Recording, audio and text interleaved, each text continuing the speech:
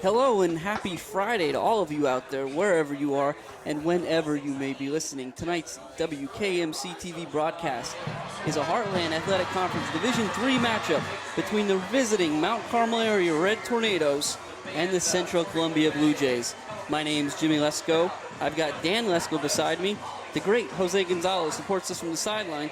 And together we're coming to you from the only town in the Commonwealth. That's Bloomsburg, Pennsylvania.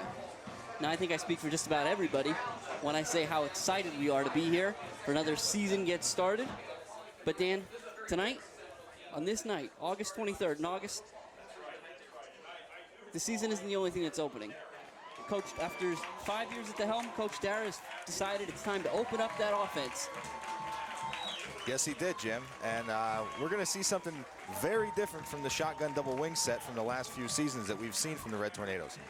This year, we're going to see more of a spread-type offense from the Red Tornadoes, which is meant to open things up and give senior quarterback Tommy Reisinger the ability to sling the ball around the field a little more often. With deep ball threats in Chapman, Widener, Burkowski, and Wills, and always the threat to move the ball on the ground with Widener and now healthy Joe Bendis, the Red Tornadoes are still adjusting to such a different offensive scheme, but they're confident that this is the offense that will take them to the promised land.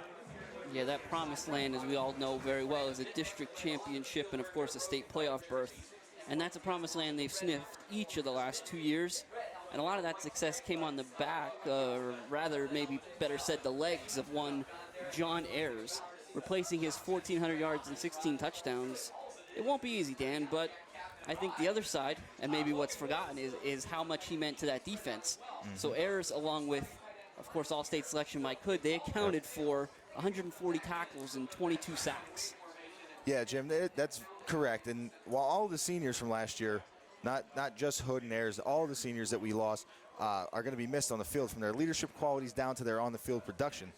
This year's team believes that they have the right pieces in place to fill those voids. Reed Wikoski, who we saw a lot last year on special teams and filling in for Ayers on the defensive side while he was banged up, he's going to slide right into that linebacker spot vacated by Ayers. And the coaching staff and his teammates are very confident he will be a huge asset. We're also going to see Daukus and Wills at the defensive end spots, who are both well-rounded ball players and should have no problem setting the edge. The corner spots were also both vacated due to the graduation of Avery Demko and Tanner Karicki, who were both huge in run support and pass coverage. But this year's Tornadoes are highly confident in the replacements Pupo and Belichick, and they're going to be tested here in week one by that Central Columbia passing attack. Yeah, and speaking of, I mean, Mount Carmel's not the only team in this game that's undergone a transformation on the offensive side of the ball. Central said goodbye to what was, I mean, an extremely talented backfield between quarterback Trey Devlin, fullback Kai C. Schultz, Jack Schechterly, and, of course, the all-time leading rusher here at Central, Isaac Gensimer. Yep. So Coach Scott's going to turn the reins over to junior quarterback Garrett McNellis, who, Dan, last season McNellis threw one more pass than you did. Yeah, McNellis, he's some new blood in there for sure running the offense this year. And it's going to be mostly on his shoulders, considering the talent that the Blue Jays have at wide receiver. This team has, and the turnover that they experience in that backfield. We may see an air raid type offense, and I believe they will be hunting for big plays through the air and challenging the Red Tornado secondary. And speaking of big plays through the air, that leads me right into Central Columbia's keys to the game today, for Jim. So the keys to the game for Central, I'm looking for them to pressure the quarterback. They need to get pressure on Reisinger and force him into making some bad throws. They need to get a lead early because they haven't had to have Mount Carmel play from behind too much. And they need the big plays. They got to go up and get the ball. McNellis is going to have to throw it up there. They got to challenge that defensive backfield.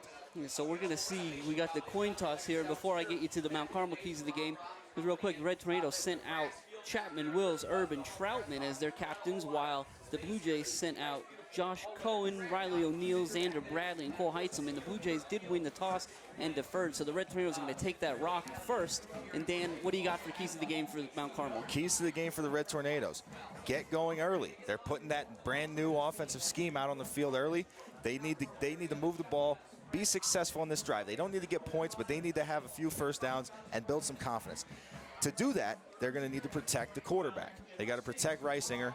He's a big guy back there. He can take some heat and take some pressure, But if they can give him time to make some accurate throws, this offense is going to run. And as I said, Central's going to have to challenge that defensive backfield. Mount Carmel's defensive backs are going to have to play up to their potential and up to what they really can do out there, because they do have a tough receiving core that they're going to be defending. Yeah, one of Mount Carmel's defensive backs was slated to start the season, Tyler Owens. He'll be out today, out for a couple weeks as we understand it. He'll be spelled by junior Michael Belichick, so we'll get to see him, but not just yet. As again, the Red Tornadoes are going to start on offense. It's going to be Burkowski and Widener back deep for Mount Carmel, which is mostly what we saw last season as well. Yep, that is what we saw last year. Yep, so the Red Tornadoes are going to receive in what's the south end zone, so they'll be moving to the north. The field's set up, nice north-south orientation, although from our vantage point on the eastern side, we're staring right at the sun for a few more minutes. That sun is bearing down, Dan. It's warm today. It's about 72 and sunny at kickoff. Yeah, so the heat may play a factor today, but these guys did. I talked to Coach Dara last night. He said that they really worked on conditioning this summer. Not a whole lot of guys on that Mount Carmel sideline. The team is not suiting up a ton of guys, so they need to be very well conditioned. They need to stay hydrated because of this heat. Can't have big-time guys on the sidelines for too long due to cramps or anything. And for Central, it's going to be number 16, Mason Yordy, the 5'7", 130-pound junior. He'll be handling the kickoff and pretty much all kicking for the Blue Jays. And that's up, and it's popped it short. It's going to be in the direction of Logan Wills. He's going to take it around the 20. He's up over the 25. We'll wait and see exactly where they spot it. It's going to be right around the 27-yard line, and that's where Reisinger and company will take over. And this is a decent field position to start for the Red Tornadoes. Let's see what this offense can do when they, like I said, first time we're seeing a spread-type offense from Coach Dara's Red Tornadoes. This is, for those of you who have grown accustomed to the shotgun double wing, this is a little different variation. Coach Dara is going to call this the smash mouth spread. So it's going to be the 5 offensive linemen. Daukus is in the wing to the right. Reisinger takes the snap and he hands it to Widener, who's right up the middle, just to the 30. Bring us a 2nd and 8.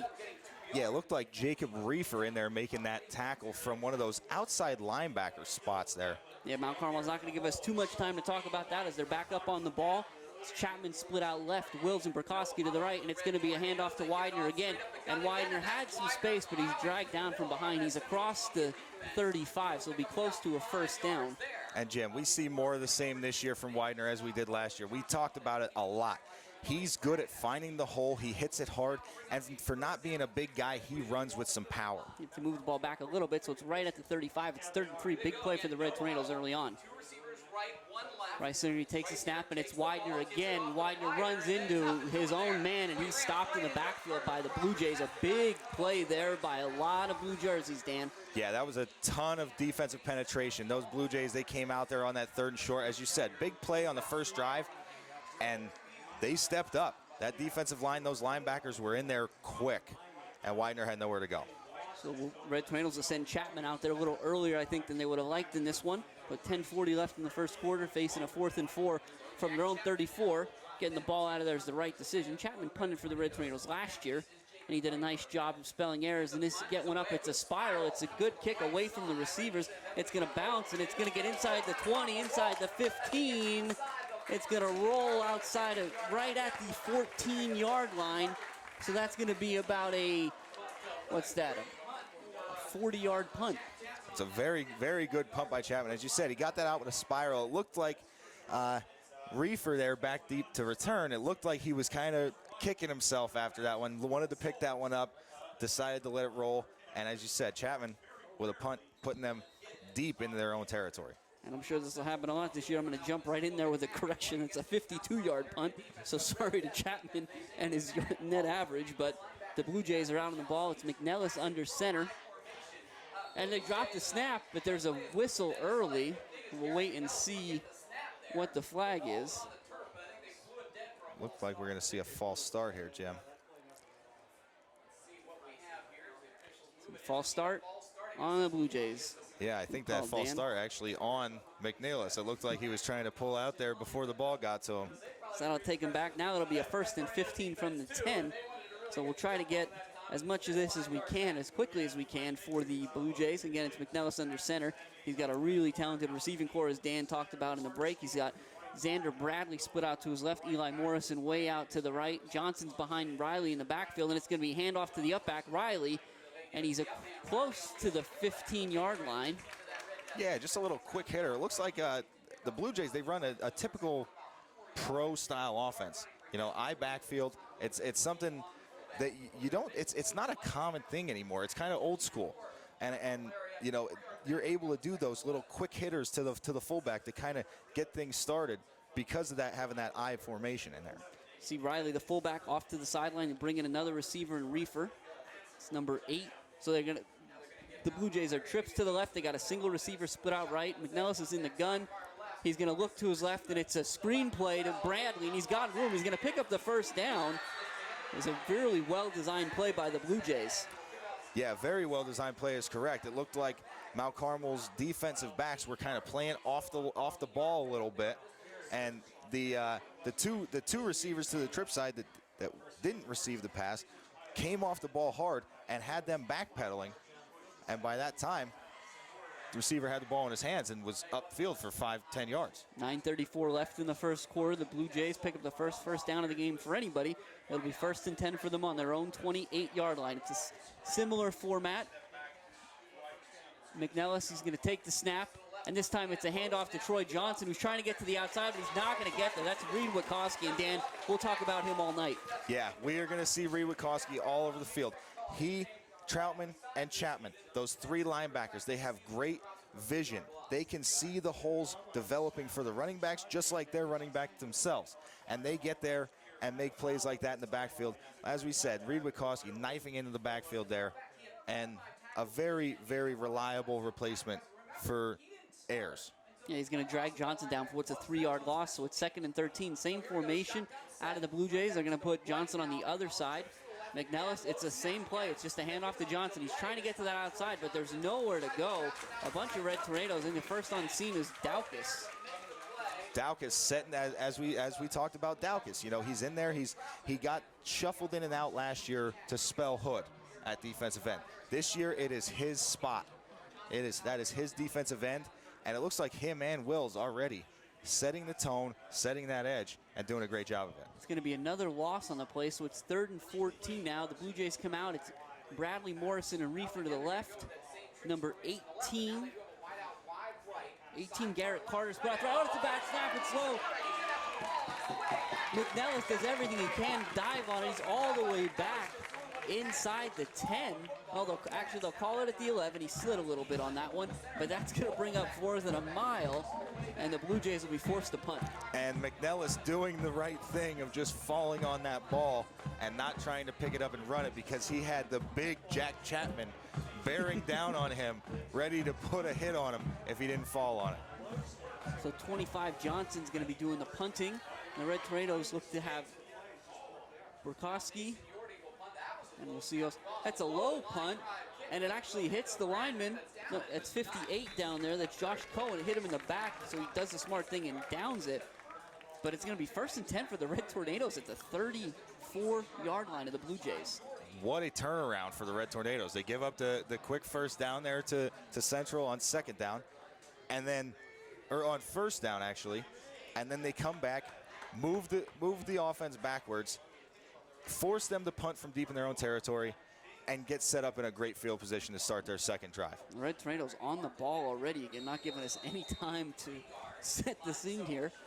It's Reisinger in the gun, Widener to his left, and he's going to hand it to him again. And he's got a little bit of room that time across the 30, down to the 26-yard line.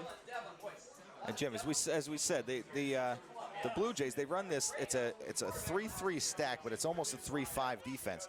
So when they are pulling those outside linebackers outside, it leaves a lot of room for Widener to run up the middle. Carmel twins right with Wills and Burkowski. The single receiver to the left is Chapman.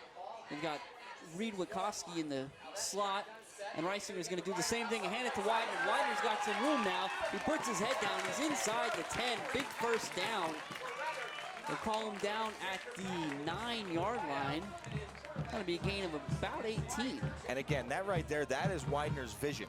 Widener, that was a power play supposed to go to the left side. He saw nothing. He saw the cutback. He made the right decision and got a huge gain out of it. So first and goal from the 10. Red Raiders will take a breath here for a second. They're going to go with a more traditional shotgun double wing set. Reisinger only has Burkowski set out, but they're going to hand it to Widener again. Widener goes straight up middle. There's nowhere to go. He's going to do what he can to get inside the 10.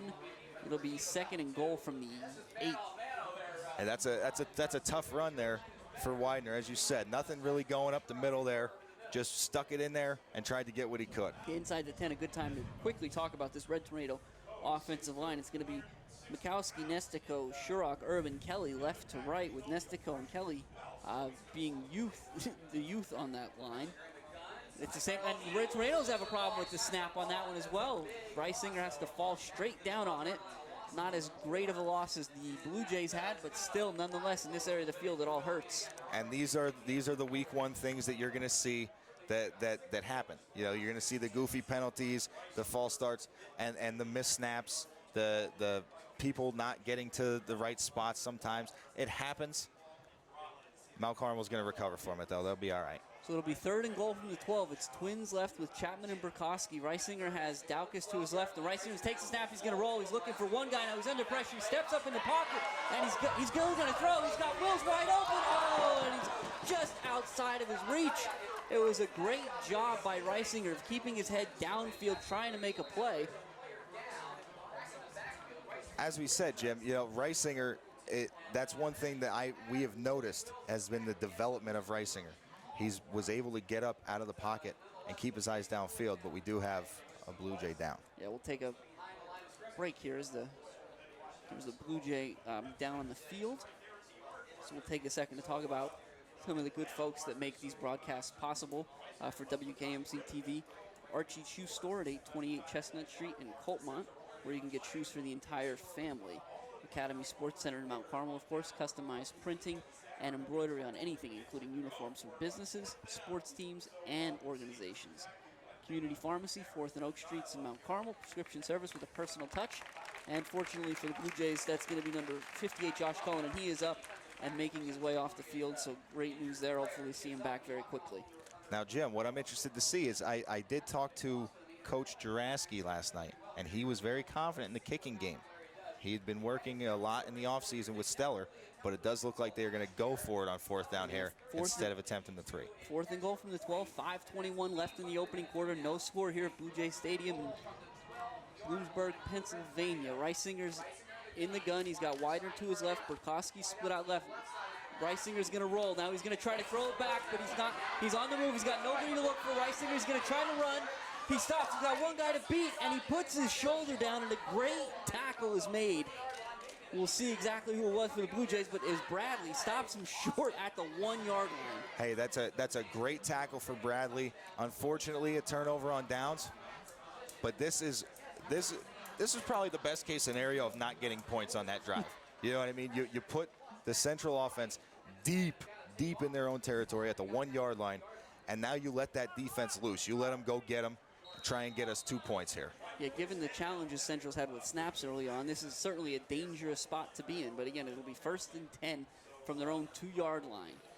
It's where the Blue Jays will start their second drive. McNellis will be under center in this case. Morrison is split way out left, all by himself. Bradley split out to the right, and it's going to turn. Going to try to get a handoff there. It looked like it was going to go to Dylan Devlin, but it was a false start once again on the Blue Jays.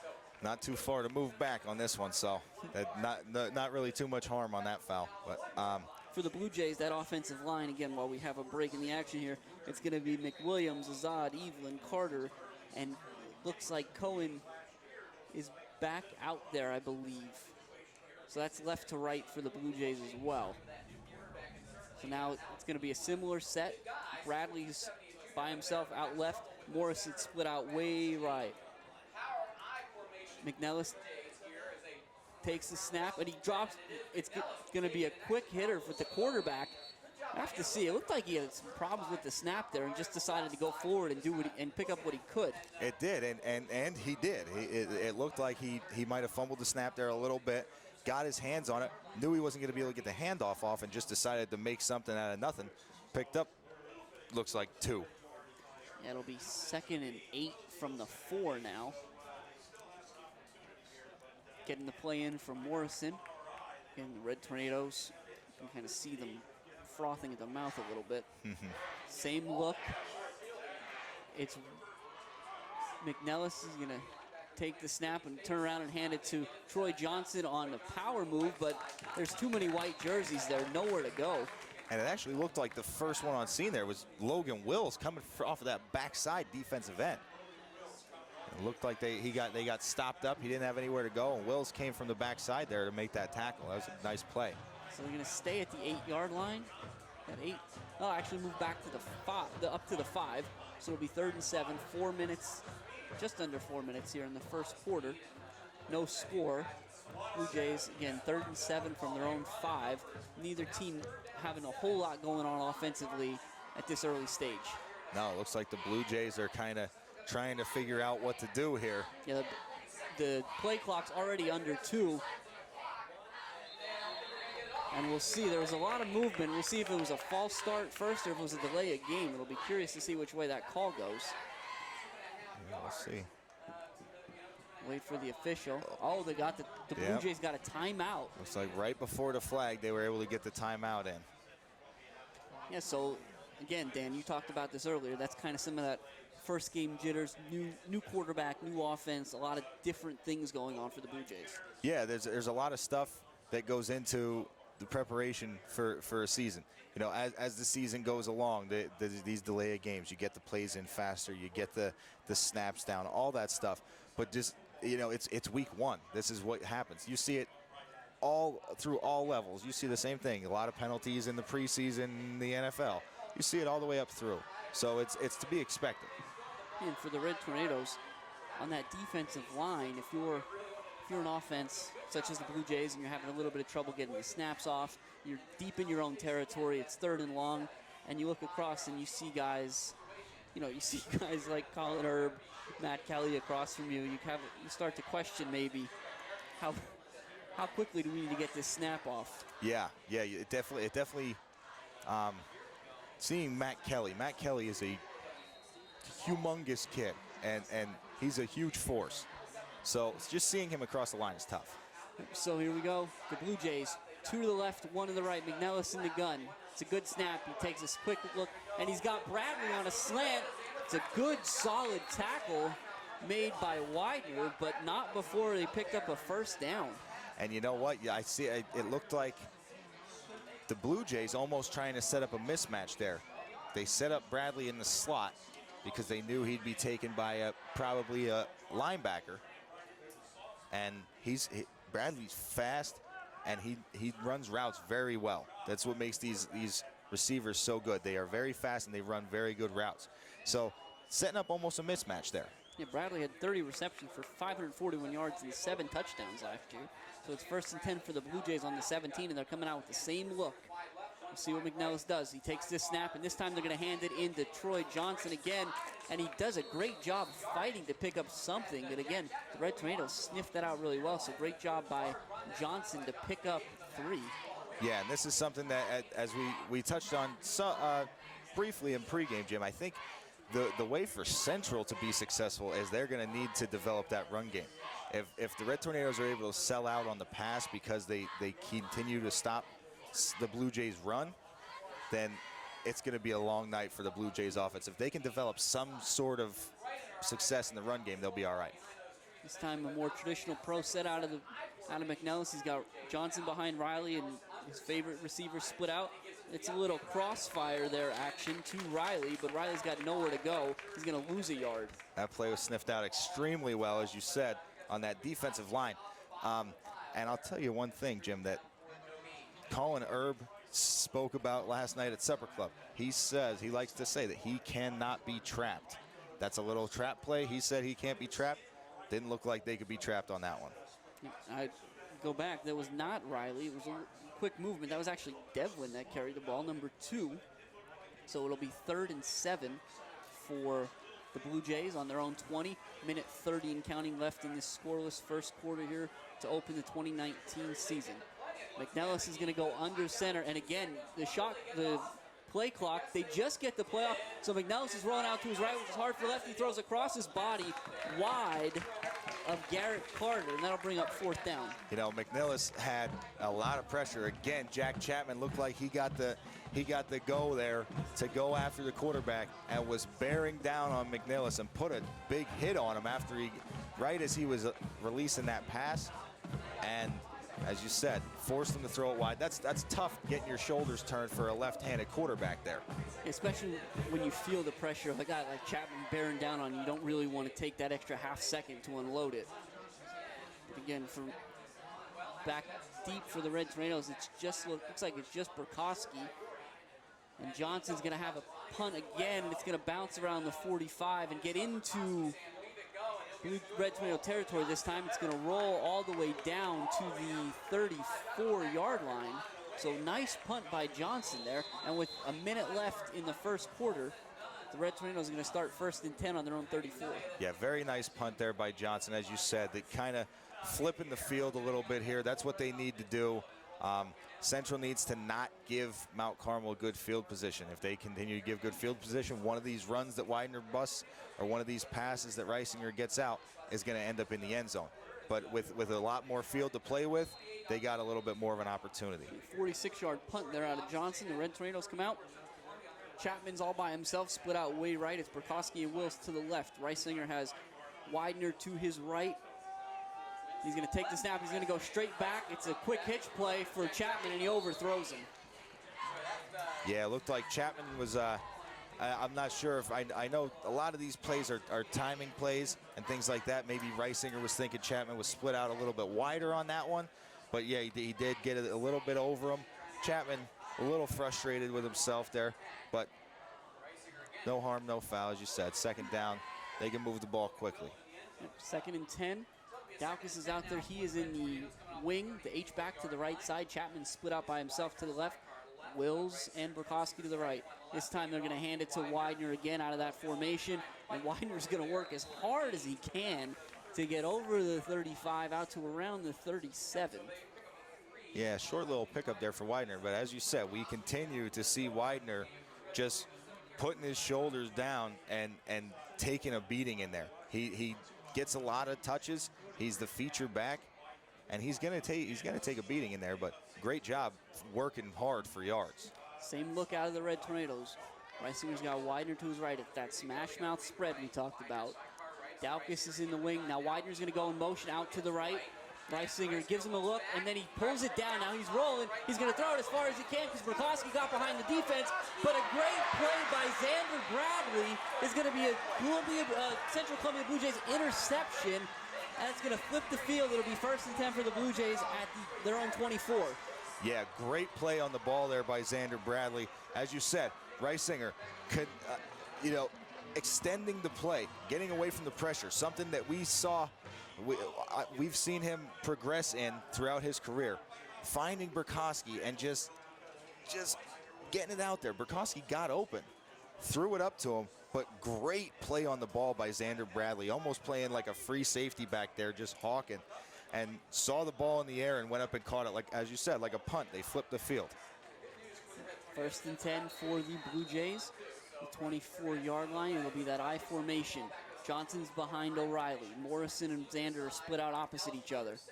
McNellis turns around and hands it to Troy Johnson, and he's got nowhere to go. He's across the 25 to the 26 maybe, but no further. And as we said, this Red Tornado defensive line and linebackers, their front seven really is the tough part to the defense there. And that's going to be the end of the first quarter, a scoreless first quarter at that here at Blue Jay Stadium on the campus of Central Columbia High School to open the 2019 season. Again, that's Red Tornadoes 0, Central Columbia 0 as well. Yeah, Jim, that was a heck of a first quarter there. Looks like very defensive. This is what we talked about. The Red Tornadoes stopping the run. Their defensive backs have been playing well. They've given up a few yards, but nothing huge. which is really what they need to do. They need to make sure that they're not giving up the big plays as we talked about. They need to protect over the top, make sure they don't let anybody get behind them. So they're doing a great job of that. Yeah, and all I can think about, Dan, is this game last season. So we talked about it a little bit off air. So last season, the Red Tornadoes, in the 14 games that they played in, or 13 games over the course of the season, this was the only one that was decided by less than 11 points. Yeah. The only game. It was a 21-13 Red Tornado win that went to halftime 7-2 Blue Jays, if you remember. Yes, I do. Xander I do Bradley remember had caught the 77-yard touchdown from Trey Devlin. Yep. So yeah, this is, again, starting to looking like it's going to be another tough game for the Red Tornadoes and the Blue Jays alike. And I think for the Red Tornadoes, when you have a back like Widener, if the game's going to get dirty, if it's going to get tough like this, you like your chances. Absolutely. You want a guy like Widener on your side. Obviously, he's a wrestler, so he's gritty. He's a tough kid and runs with some heart. So the Blue Jays start the second quarter, 2nd and 9 from the 26 in their I formation. McNellis takes a snap and he hands it to Johnson on just a straight dive play. He'll pick up another yard and a half, maybe 2. It'll bring up 3rd and 7. Yeah, that was a very good play getting in there. Brad Shurock, the center on offense, getting in there at D tackle. Degrees and sunny. Now the sun is starting to go down, but it's totally understandable. Coaches on both sides kind of cycling some of their players in, help everybody with their conditioning. So 3rd and 8 from the 26. McNellis in the shotgun, 1 to the left, 2 to the right, and a sidecar. He'll take the snap, it's low. He's going to roll out to his left, and he throws it to nobody in particular. Looks like there's a little miscommunication there between he and Rifle. It'll bring up 4th down. Well, it did look like a little miscommunication there, but McNellis was also dealing, again, with a ton of pressure from, it looked like Mikowski getting in there and putting a hit on him as he released that ball. But this time, as you said, McNellis rolling to his left arm side. That might be the side he has to roll to if Mount Carmel continues to pressure him like this. So again, Johnson, he'll be punting to Dylan Pupo and Noah Burkowski. It's a good snap. It's a nice end-over-end punt. This time, Pupo's going to field it, and he's got a little bit of a seam, so Pupo's trying to get to the sideline. He's going right up the middle of the field, making a lot of guys miss. He's into Central Columbia territory, down to about the 40-yard line. So great starting field position for the Red Tornadoes, thanks to the terrific punt return by Dylan Pupo. And Jim, I just wanted to remind you that I like, first of all, I like the fact that they have Dylan Pupo back there. But because I want to remind you, last year against Bloomsburg, Dylan Pupo with the big punt return for a touchdown. And that was the first one that we had in years here for the Red Tornadoes. Mount Carmel back over the ball. Reisinger's got 2 to the right, only Chapman to his left. Widener's in the backfield with him. This time it's going to be a straight drop. He's got the hitch for Chapman. Chapman makes a nice play, and he makes 2 guys miss, and now he's down the sideline. He's inside the 20, and he fights. He's drug out of bounds inside the 15. 2 great moves by Chapman there to make that play happen. We'll see where they mark him out. It's going to be at about the 17-yard line. And that is a great play by Chapman again. And it looked like he got drugged down there a little hard at the end, for a few yards out of bounds. So we did see a flag thrown there. Wait and see exactly what the call is. As it stands now, it's a gain of around 23. It's going to be an unsportsmanlike conduct against the Red Tornadoes, which is unexpected given the way that play worked out, but we'll see how that happens. Coach Dara trying to get an explanation, or at the very least his money's worth. Yeah, and that's, as you said, a huge play there by Chapman. Nice little move. Got us down into the red zone. Unfortunate penalty. Moves us back a little bit. But they keep moving the ball that way. They're going to be able to make that yardage back up very quickly. So they're going to move that all the way back to the 31-yard line. So it winds up being a pickup of 9 on that one. So but the Red Tornadoes back right up under the ball. Same look. Actually, this time it's going to be number 2. Belichick is split out by himself to the left. Chapman will get a much-deserved blow on the sideline. Reisinger has Widener and Dowkins in the backfield.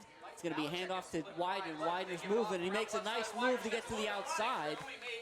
Again, he made something out of nothing there. Great tough run by Widener. We'll see where they mark him out of bounds. It's on the Red Tornado sideline. A little difficult to see. Give him 6. It'll be 2nd and 4. And again, another tough run by Widener. Again, started the play off, headed towards the right, ended up cutting it back, getting outside to the left sideline, and as you said, kind of making something out of nothing there, Jim. 2nd and 4 from the 25, 10-15 and counting remaining in the second quarter of a scoreless opener between the Red Tornadoes and the Blue Jays of Central Columbia. Reisinger takes a snap, and it's Widener again, and he's looking in the same direction.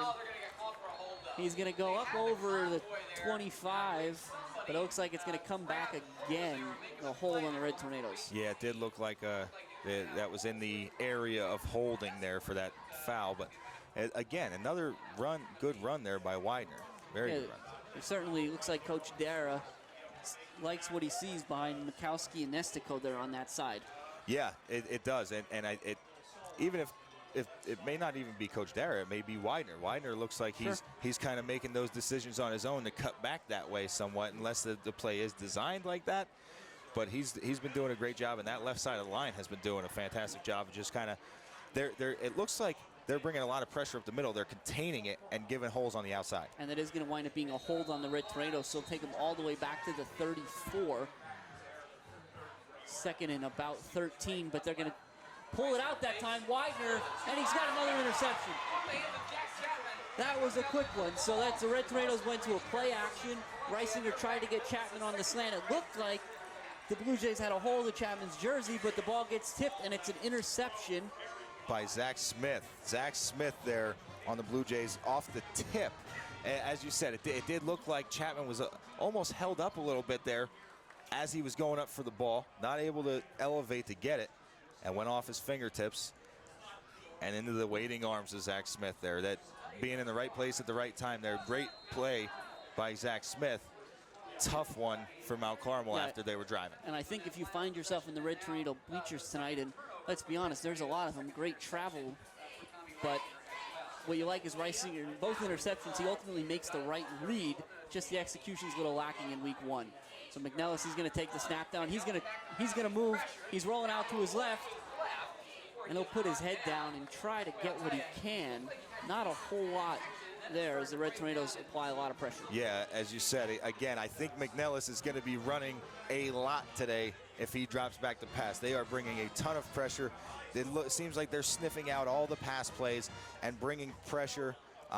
The defensive line doing a great job of holding up, not giving him anywhere to step up into a pocket because there is no pocket.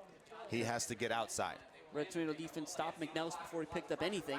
So it's 2nd and 10 from the 22. Twins to the left. Eli Morrison by himself to the right.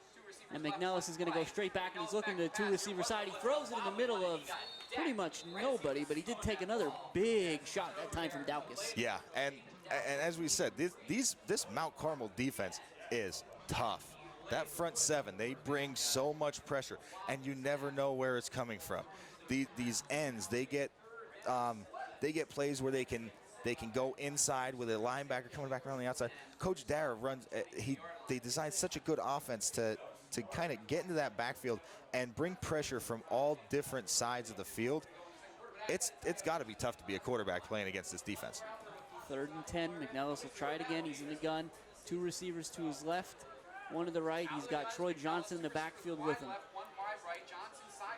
He'll take the snap and he goes straight back. He's only looking in one direction. He's going to throw it as far as he can to Reefer, and he had him, just overthrew him a little bit, so that's going to bring up 4th down. Yeah, Reefer did a good job, ran a nice route.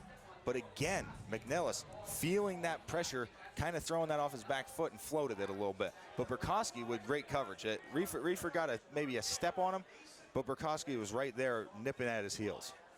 Given what we've seen so far, Dan, out of both teams, looks like the first big play of the game may come from the defensive sides or special teams here, as Johnson back to punt yet again. It's a low snap, but he does a nice job fielding it, and he gets a punt out. Burkowski's just going to get out of the way, as that's got a bad roll if you're a Mount Carmel guy, but otherwise, nice job by Johnson. It will be 1st and 10 Mount Carmel from the 40, so that winds up being about a 38-yard punt. So, Jim, what we're looking at now here is we're looking at 2 defenses that are almost pleading with their offenses. You could see it when they go to the sideline, and they're both probably thinking the same thing. Get us 1. get us one score, and we'll hold it from there. We'll see if the Red Tornadoes can put one in before halftime here.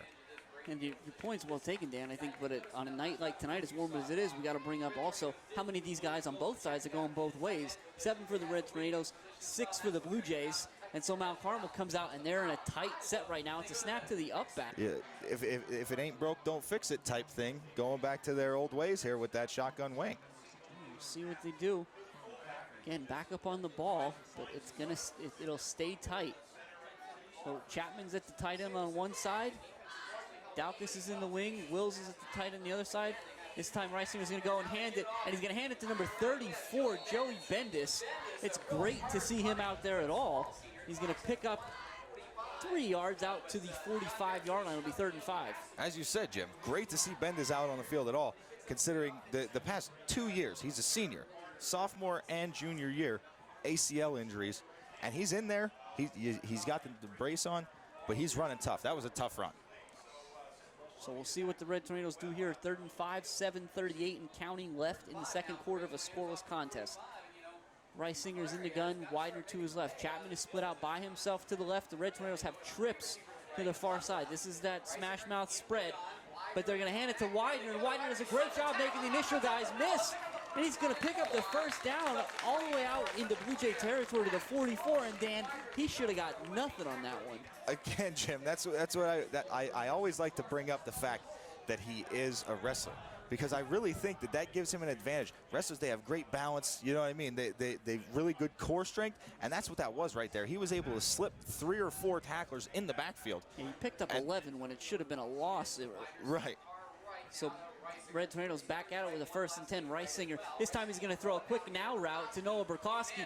And Burkowski's going to get a great block out of Wills, but the officials don't see it that way. That's going to be an illegal block on the Red Tornadoes. And Wills comes up, gets his helmet, looked like on the front of the jersey, but apparently not to the official. Yeah, so again, this has been kind of something that we saw, especially early on in the season last year from the Red Tornadoes. It's just a little bit of a penalty problem is the best way to put it, Dan. Yeah, we did. We did see it throughout last year as well.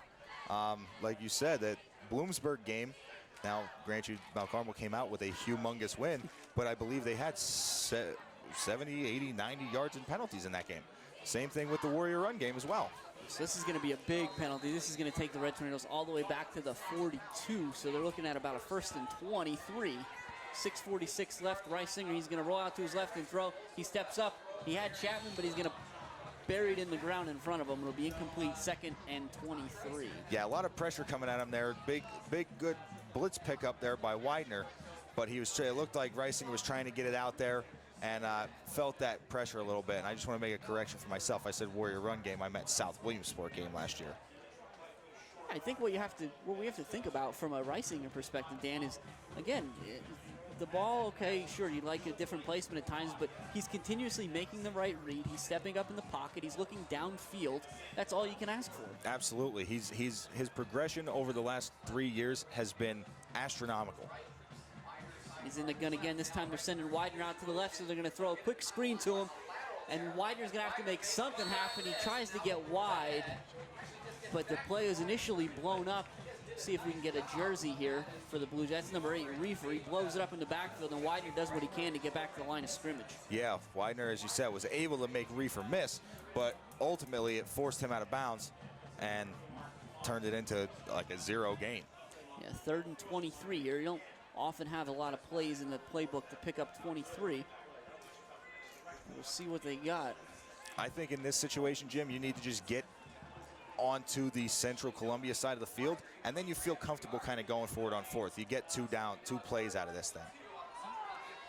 So it'll be trips to the right for Reisinger, just Chapman to the left. He drops straight back. He's looking. He's going to throw it right in the middle, and he had Burkowski, but there were a lot of blue jerseys there, and even if Burkowski could come up with it, it wasn't going to cut it for a 1st down. Yeah, again, you continue to say it, like, we see Reisinger putting the ball in the right spot. He put that in Burkowski's stomach there, but just the pressure that Burkowski was under, and he kind of threw it into some traffic. He got hit and the ball popped out. It happens. But again, this Mount Carmel offense kind of stalls. So Chapman will be punting again, take his time, there's no rush, gets a booming punt down to Zach Smith. He's gonna field it at the 21. There's a lot of white jerseys and a big tackle made right at the point of contact by number 16, Pedro Feliciano. Yeah, very nice tackle there. It looked like they had Smith hemmed in there. There was they almost, we used to call it closing the gate. He ran to the sideline, they closed the gate, didn't give him anywhere to cut back, and he kind of just cut his losses and ran into Feliciano. See what the Blue Jays will dial up here. Again, 6:19 left in the first half here at Blue Jay Stadium. It's a scoreless contest. Red Tornadoes visitors here. The Red Tornadoes are in all white tonight, Dan. White jerseys, white pants. The Blue Jays are in their blue jerseys with their silver pants, so it's nice to see Mount Carmel in all white at times. I like the all-white look. But McNellis is going to come out under center. Morrison and Zander are split out by themselves, one to the left, one to the right. This is going to be play action. And McNellis dumps it out to number 18. That's Garrett Carter again. But he takes a big stick, and he's actually going to maybe gain the length of the football. Yeah, that was a great job. Widener, great read with Carter coming out of that. It looked like he was in a tight end spot. Widener was able to close on that ball and make the big hit, as you said. But it looked like that was the play there, that McNellis actually had some time. So they may have to go play action to give him some time. They're going to go play action. They're going to move that pocket, anything they can do to get him away from some of those monsters the Red Tornadoes have up front. But this time it's going to be a similar look, and McNellis is going to throw it as best he can. It's too tall. It's going to go over everybody's head. And Belichick and Burkowski did a great job there defending that. As you said, Belichick kind of a step behind Bradley, Burkowski a step in front of Bradley. There was, even if that ball was dropped in there perfectly, there wasn't going to be anywhere for Bradley to go. Yeah, and it was interesting to see Bradley, because as soon as he realized he was beat, where the ball wasn't his concern anymore. He went right for Burkowski. Yeah, he saw the fact that Burkowski looked like his eyes went to the ball and his arms started to go up to maybe attempt. Out of those guys between Bradley and Morrison. Now it's going to be trips right and a single back in the shotgun with McNellis. McNellis is going to come straight back. He's going to throw it. He's got Bradley, and Bradley's got some room there. It'll be more than enough for a first down. It'll be across the 40 to the 43-yard line. He'll call it pick up a 16 on 3rd and 10. Yeah, and it looked like Bradley coming from the point spot of that trips, and it looked like they kind of ran the inside and outside receivers off downfield, which gave Bradley a little room to cut in there on the slant and gave him some open field in front of him. Blue Jays picking up a first down. We'll see if they can do anything with it. 1st and 10 from the 43, 5 minutes left in the second quarter. It'll be trips to the left. It's the same look. They just flipped the script for the Blue Jays. McNellis takes a snap. He looks back, and this time it's going to be a now pattern to Bradley. Bradley makes a nice catch, and he knifes up the sideline. You'll see just how far he got. It's opposite of where we are. It'll be into Red Tornado territory down to the 47, so that'll be another first down. Yep, and again, like you said, a little now route, blocked very well by the other two receivers out there in that trips set, and they gave Bradley just enough room to get down that sideline. Mount Carmel did a very good job using that sideline as almost a 12th defender and kind of just forcing him that way, not letting him get up the seam. Blue Jays now with first downs on back-to-back plays. We'll see if they dial it up here. 1st and 10 from the 47. Again, 3 to the left, but a single receiver to the right. So we got 4 wide here out of the Blue Jays, and they're going to give it up the middle to Smith. And 29, Damon Daukus blew that up from the moment the play started. 3-yard loss. Yeah, and it looked like they were attempting a little draw play. You know, a little just change of pace. They can't be throw, because somebody's going to jump one of those routes. So they try the little draw play, but the Red Tornado defensive front, not fooled. Yeah, I think the hope there from the Blue Jays is you spread them out and you soften them up front. Yep. And that's not the case with these guys. Not with Herb and Mikowski and Daukus out there. Absolutely not. You can get defensive linebackers moved outside, and they're still stout up the middle. Trips to the right, 1 to the left from McNellis. 2nd and 13. McNellis is going to go straight back. He looks to the single receiver side, and he's high for Carter. Yeah, and again, it looked like Carter just a little hitch route there, a little short route, trying to get it back to at least the sticks there for it to be a 3rd and 10. But as you said, slung it a little high, and defense right there ready to make the play on Carter. 3rd and 13. after 2 quick first downs to start this drive. The Blue Jays stalled a little bit here. We'll see what Coach Scott dials up. McNellis gets the play. He's going to bring it in. We see Johnson out there as well still. They're going to bring in Reefer. So for McNellis, he's going to have Reefer, Morrison, and Bradley in that order to his right. Single receiver to the left. I think that's Smith. McNellis, he's going to go straight back, and he's looking to Smith. And they got Smith coming back, and great coverage out there by number 19, Dylan Pupo. That'll be incomplete and bring up 4th down. Dylan Pupo, as we said, got a little bit, got shuffled in and out last year a little bit at that corner spot. Got some opportunities. Him and Owens, who unfortunately, we're gonna be missing for the first couple weeks of the season here due to an injury. But as we said, he's filling in that spot for Demko very well, and Belichick doing a fantastic job filling in for Tanner Karicki. So those seniors, although they're missed, got guys to step up. Red Tornado defense bent a little bit there, but did not break. Johnson will be out again to punt. It's a good snap this time. He's going to get off a shorter punt than typically. The Red Tornadoes are just going to try to get away from it. Oh, Pupo fields it, ill-advised on a bounce, and he's going to be tackled immediately by Reefer right at the 30. I would say 20, that. Excuse me. I would say it was ill-advised to field that ball. But I get where Pupo's thinking is, and he doesn't want that to roll down any further inside the 20-yard line. So just make sure you're sure-handed and grab it and take the hit. I like the play by Pupo. I do.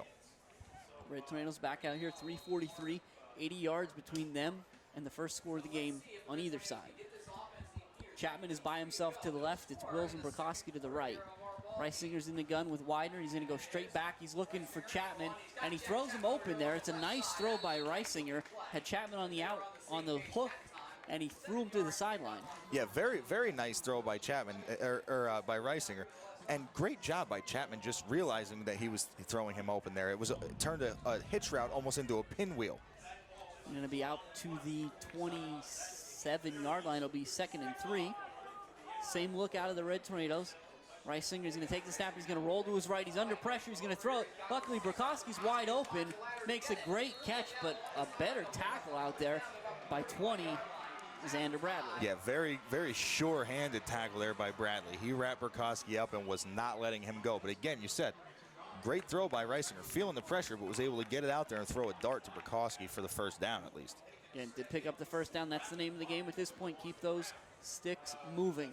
The clock stopped on the moving of the sticks. It's going to wind again. 3:22 and counting. It's Burkowski and Wills to the left. Chapman out to the right. Daukus is in that H-back slot. Reisinger takes the snap, and he's going to roll to the twin side of the field.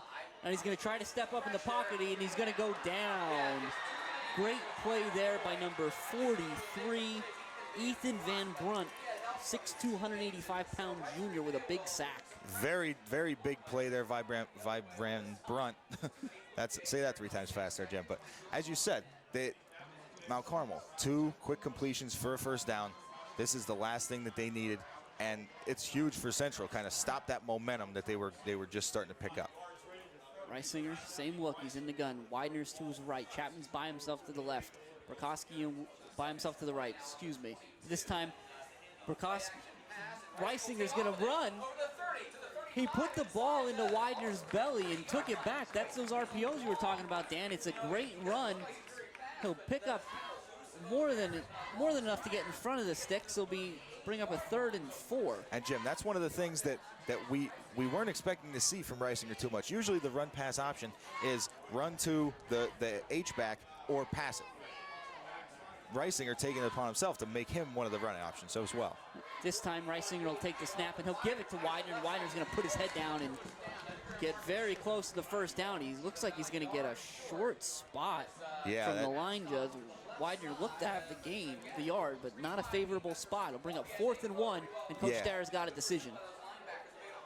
And it looked like that decision was made very quickly for Coach. That decision's no decision at all. Here we go. It's 4th and 1 for the Red Tornadoes on their own 41-yard line. Minute 35 left in the first half of the scoreless contest. Reisinger goes for the hard count. Now he's going to throw it, and he's got Chapman wide open, and Chapman wisely gets out of bounds as well. What a big play from the Red Tornadoes. Huge play from the Red Tornadoes. Try to get the hard count, can't get it. No problem. No need to call a timeout because we got to play dialed up to get the first down either way. Great call. Pick up 7. So for Coach Dara to let Reisinger throw that on 4th and 1 in this situation shows you just how far Reisinger's come. Absolutely. That's that confidence that he has in his quarterback to run the offense. This time they're going to throw the now route to Burkowski. Chapman puts a nice block out there.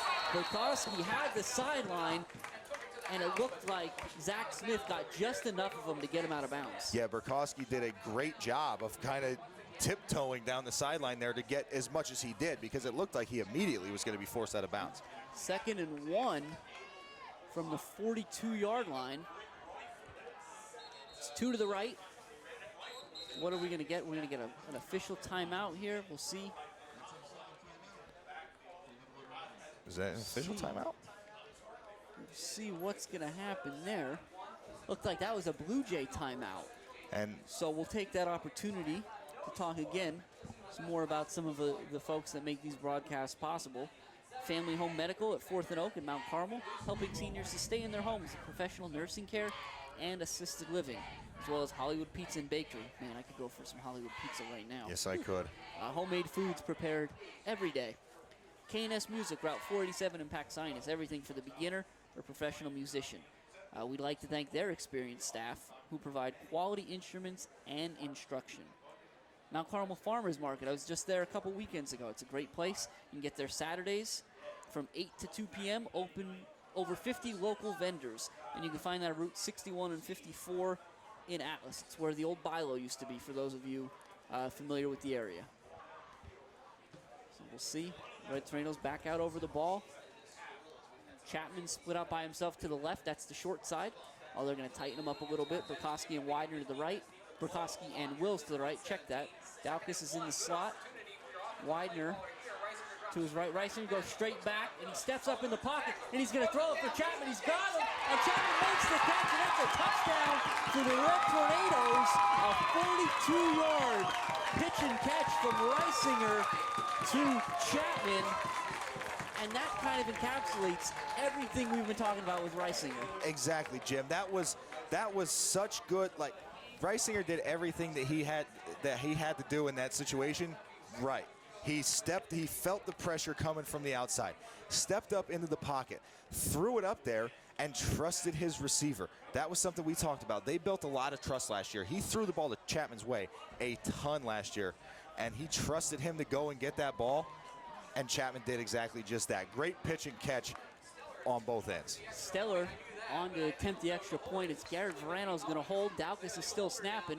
The kick is up, and it's going to be no good, wide right. So with 1:08 left here in the first half, the Red Tornadoes draw first blood. It's 6-0 Mount Carmel, thanks to a 42-yard pitch and catch from Reisinger to Chapman. And you know, Jim, right before that play was about to start there, I wanted to touch on the fact that I liked the call by Central's coach to call a timeout. Mount Carmel was moving the ball well. They were starting to put together a drive, and then they come out and hit him deep over the top for a long touchdown play. There is that, but that's what that offense, this new scheme, that's what that's built to do. Hit you short, hit you short, hit you short, give you a little run, and then hit you over the top. Well, what I like most about that one, Dan, and if you're able to see it on Wednesdays, I'm sure we'll have nice, beautiful replays drawn up. As always. But the biggest thing there, I'm talking about Reisinger. I want to give some credit to Chapman as well. Chapman being a big kid. What do we list Chapman at?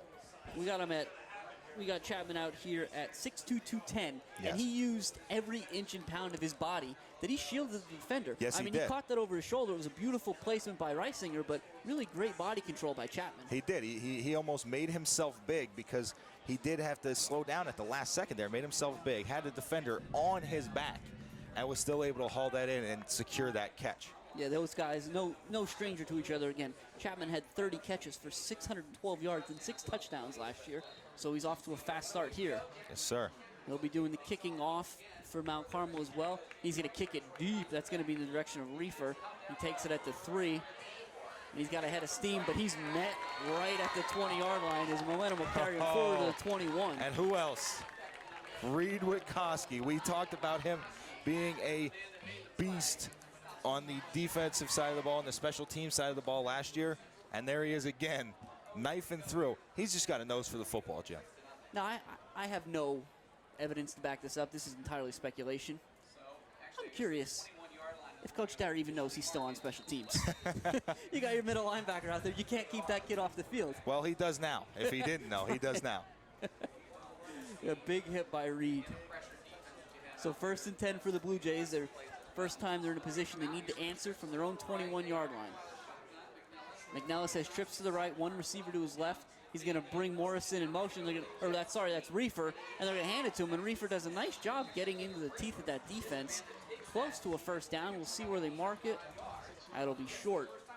Actually, only out to the 25-yard line. And Jim, I just wanted to point something out here. If we see Damon Daukus on the field the rest of the night, I believe he's going to be wearing number 31. We'll get to that in 1 second. Blue Jays back in the gun. McNellis, this time he does bring Morrison in, and he's going to keep it to himself, but it doesn't matter because Mikowski read it the whole way and dragged him down after pickup of 2. We're under 30 seconds here. The Blue Jays got to make a decision. Yes, and as I said, as we continue, Damon Daukus is on the field, and I know we're going to call his name out a lot. He is in number 31. I saw them trying to fix his jersey issues earlier on in the game. It looks like they just had to do a swap. Well, this reminds me last season when we could never figure out what number Wills was wearing. Wills, yeah, he was always switching numbers. But as the Blue Jays are content to let the clock tick away, that's the end of the first half here at Blue Jays Stadium in Bloomsburg, Pennsylvania, where the visiting Red Tornadoes are up 6-0 based on their strong defensive performance and a 42-yard bomb between Reisinger and his favorite target, number 44, Jack Chapman. And I would say a heck of a 2-minute drill. That was great job. A lot of outside throws towards the sidelines, giving those guys opportunity to make the catch, get upfield, get out of bounds. A greatly ran 2-minute drill. Yep, so we're going to kick this over to halftime. Enjoy the sounds of the terrific, as always, Mount Carmel area Big Red Band.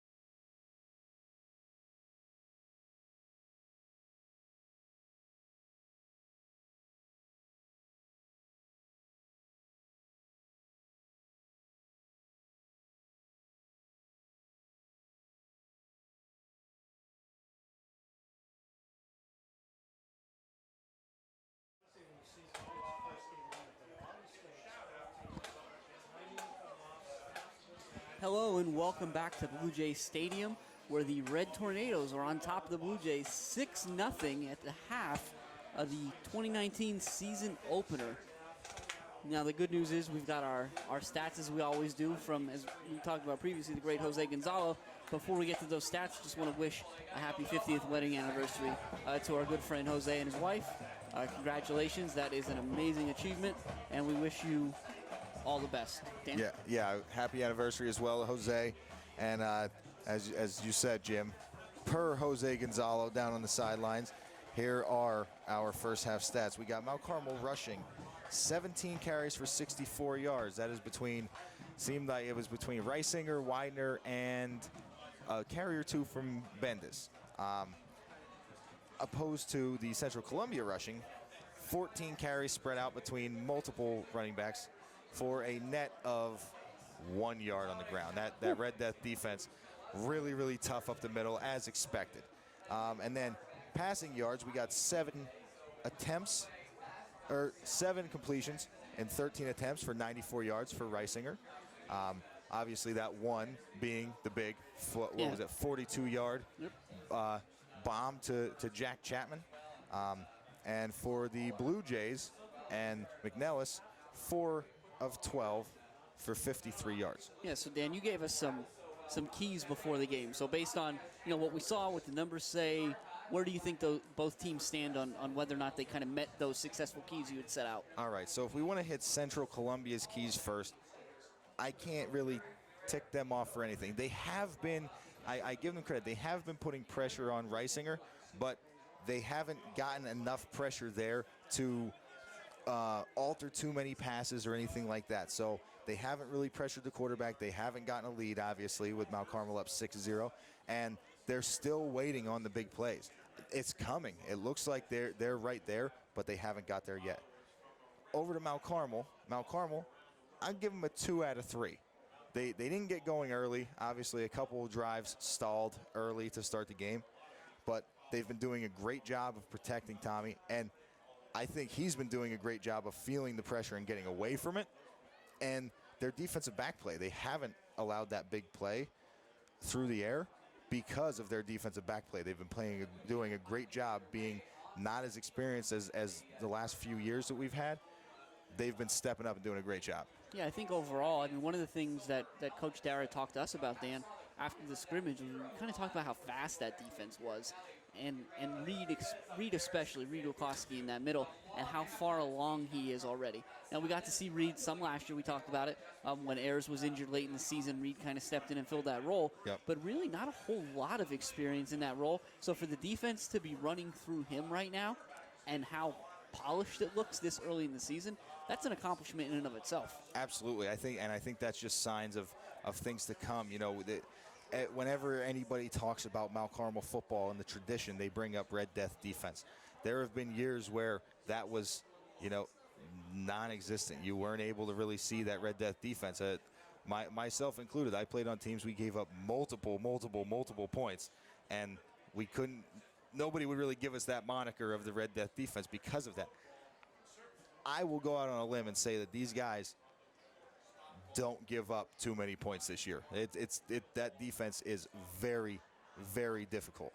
Yeah, we saw that last year. They had a string of shutouts over certain weeks in the second half of the season. Yep. And again, Mount Carmel's schedule this year front-loaded, if you will, with, again, the road trip here to Central, the district championship matchup looming, rematch looming with Southern Columbia next week, and then at home against a tough Lewisburg team. Jersey Shore, you never quite know what you're going to get out of some of those teams. They're always challenging. Right. And then, of course, at North Schuylkill the first 5 weeks. So not a fun start to the year, especially when you're trying to bring along some young players like Coach Dara is. But to their credit, I think the young guys on the line between Nick Nestico and Matt Kelly have looked really good. Yeah, they have. They have looked really good. As you said, Widener having a ton of success running off of that left side behind Nestico. And Mikowski, I believe, is over on that left side as well. And a lot of the time that Tommy has had is a credit to that entire offensive line.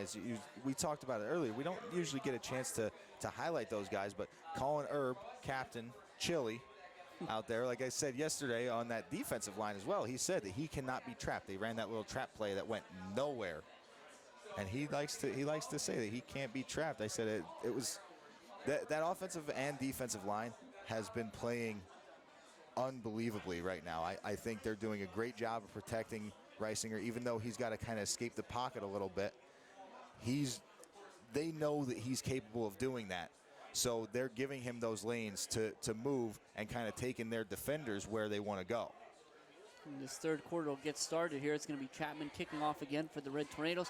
And I couldn't help but notice, because we talked about it earlier, when the Red Tornadoes had their pre-kickoff huddle, Reed Wachowski in there barking orders. Yeah. So just like he is on defense, he runs that ship as well, having a little fun there with Bendis. Yeah, and again, guys just happy to be on the field. And that's the thing that Reed brings. He brings that intensity. You can see it just by talking to him, that he has a passion for the game, and he loves to Chapman.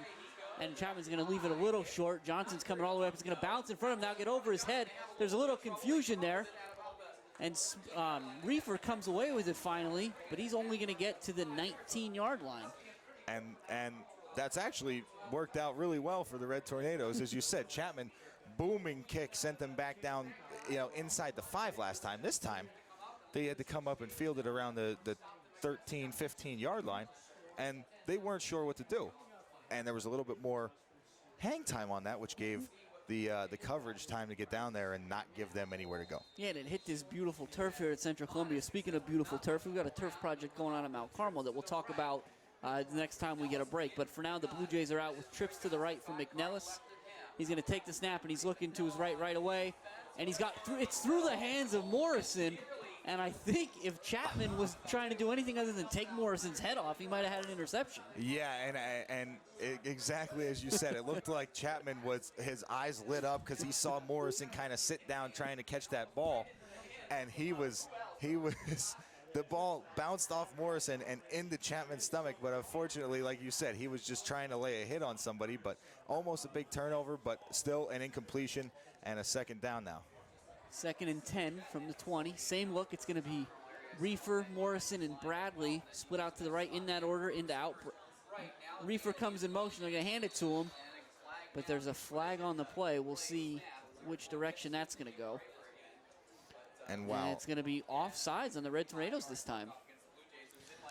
Well, that's a tough call there for the Red Tornadoes. As you said, a little offsides penalty, but it did look like that play, if had not been blown dead, was going to be blown up in the backfield by Nick Troutman. Looked like he was knifing in there to make a big hit on that motioning receiver that took the handoff.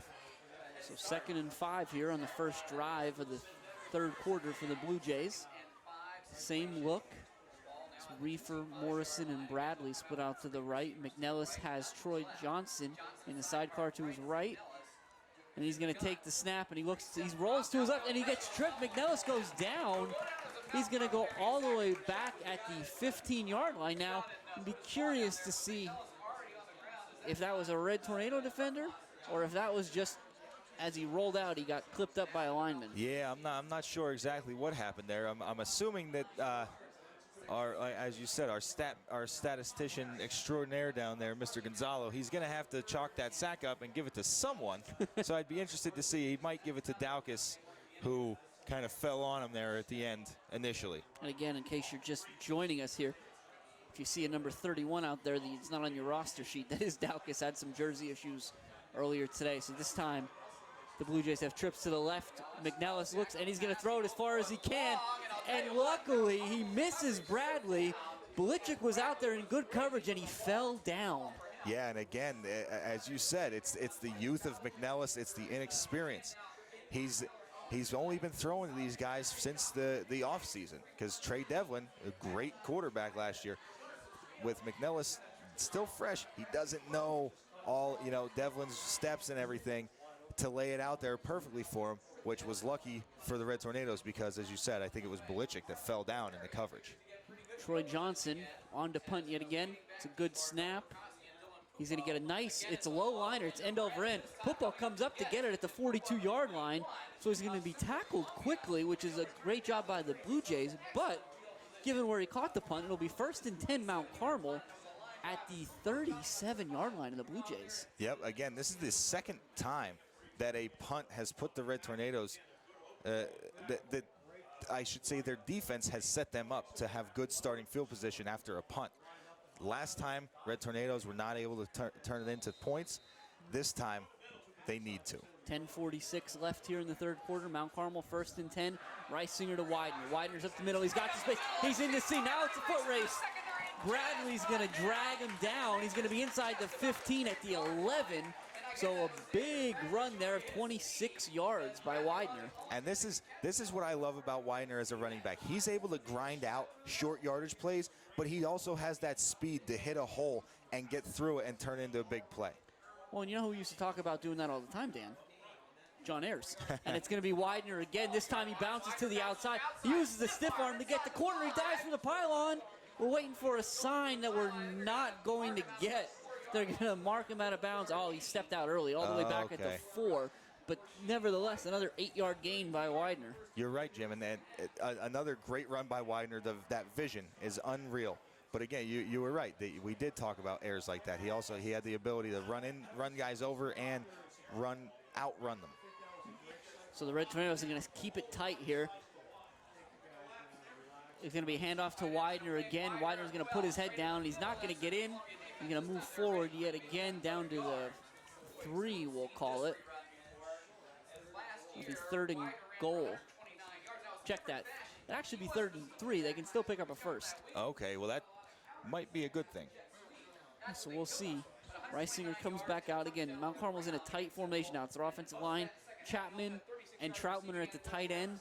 And it looks like Daukus and Wills are in fullback position in the backfield. This time it's going to go to the up man. We'll see how close Wills got. And they're going to mark him inside the 1-yard line. So they tried to give it to the inside guy, and Widener wants to eat, Dan. Yeah, and it looked like Wills stopped up at the line of scrimmage, and then second effort was able to extend that ball out to the 1-yard line. But as you said, Widener wants that score. But it did get them the first down, so it'll be 1st and goal from the 1. The Red Tornadoes going to have 4 chances to double their lead here, and they're going to give that to Widener, and Widener's in for a Red Tornado touchdown. A 1-yard plunge by number 28, Shane Widener, his first of the year, and a well-deserved rush that'll put the Red Tornadoes up 12-0 with 9:13 left in the third quarter. I agree with you, Jim. Absolutely a well-deserved run. Everything that Widener contributed to this team last year was rewarded in spades. Obviously, he had tons of runs. What did he end up with? 12 touchdowns last year.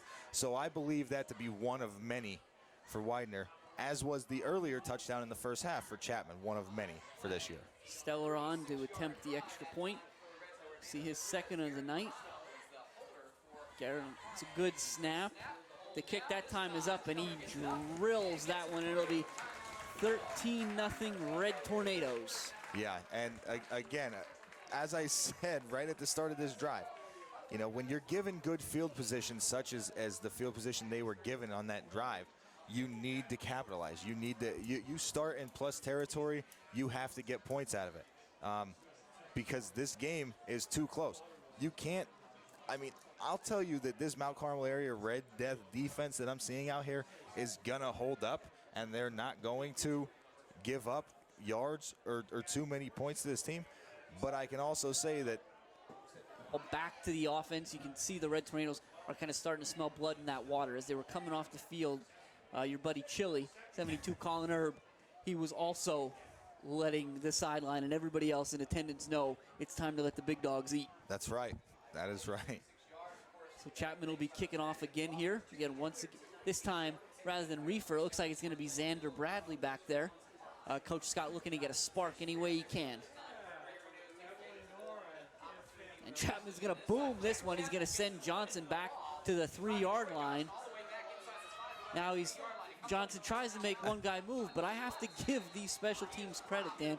The Red Tornadoes kick coverage has been outstanding for the last few years. The kick coverage has been outstanding, and I think one of the first people to meet him down there was the kicker, Jack Chapman. I believe he kicked that and ran straight down the middle of the field, and was one of the first guys on scene to make the tackle. It'll be 1st and 10 for the Blue Jays. at the 20-yard line again. And at this point, they need to respond here, Dan. 9:05 left in the third quarter. They've now given up touchdowns to the Red Tornadoes on consecutive possessions across the halves. Yes, they have, and this is one thing that hurt Central Columbia last year, where they were not able to they kind of lost some of their step in late in the games. McNellis is going to bring Bradley across the formation. He fakes it to him, and he's just going to try to run to the outside, and he's getting strung out. He's going to take a big hit. It was just a matter of who got to him, and that time it was Troutman.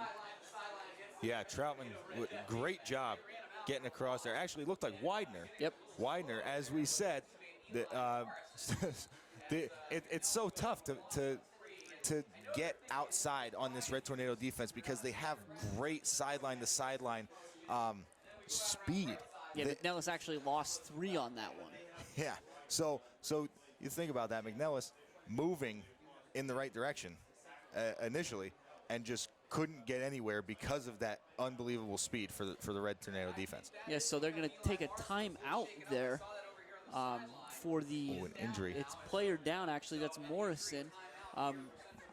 While we mentioned previously about the beautiful turf here at Bluejay Stadium, we talked about it, Mount Carmel with their own campaign. So in the spring of 2019, the Mount Carmel Area School District launched what's an unprecedented 3-year fundraising initiative to raise $1 million to restore and update Mount Carmel area's famed Silver Bowl Stadium.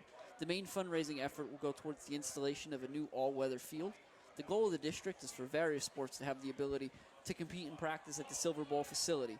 These sports and activities include football, soccer, track and field, and marching band programs, but not just that, also a health and fitness asset to all sports within the Mount Carmel Area School District, and will include students of all ages, both for in-school and extracurricular activities.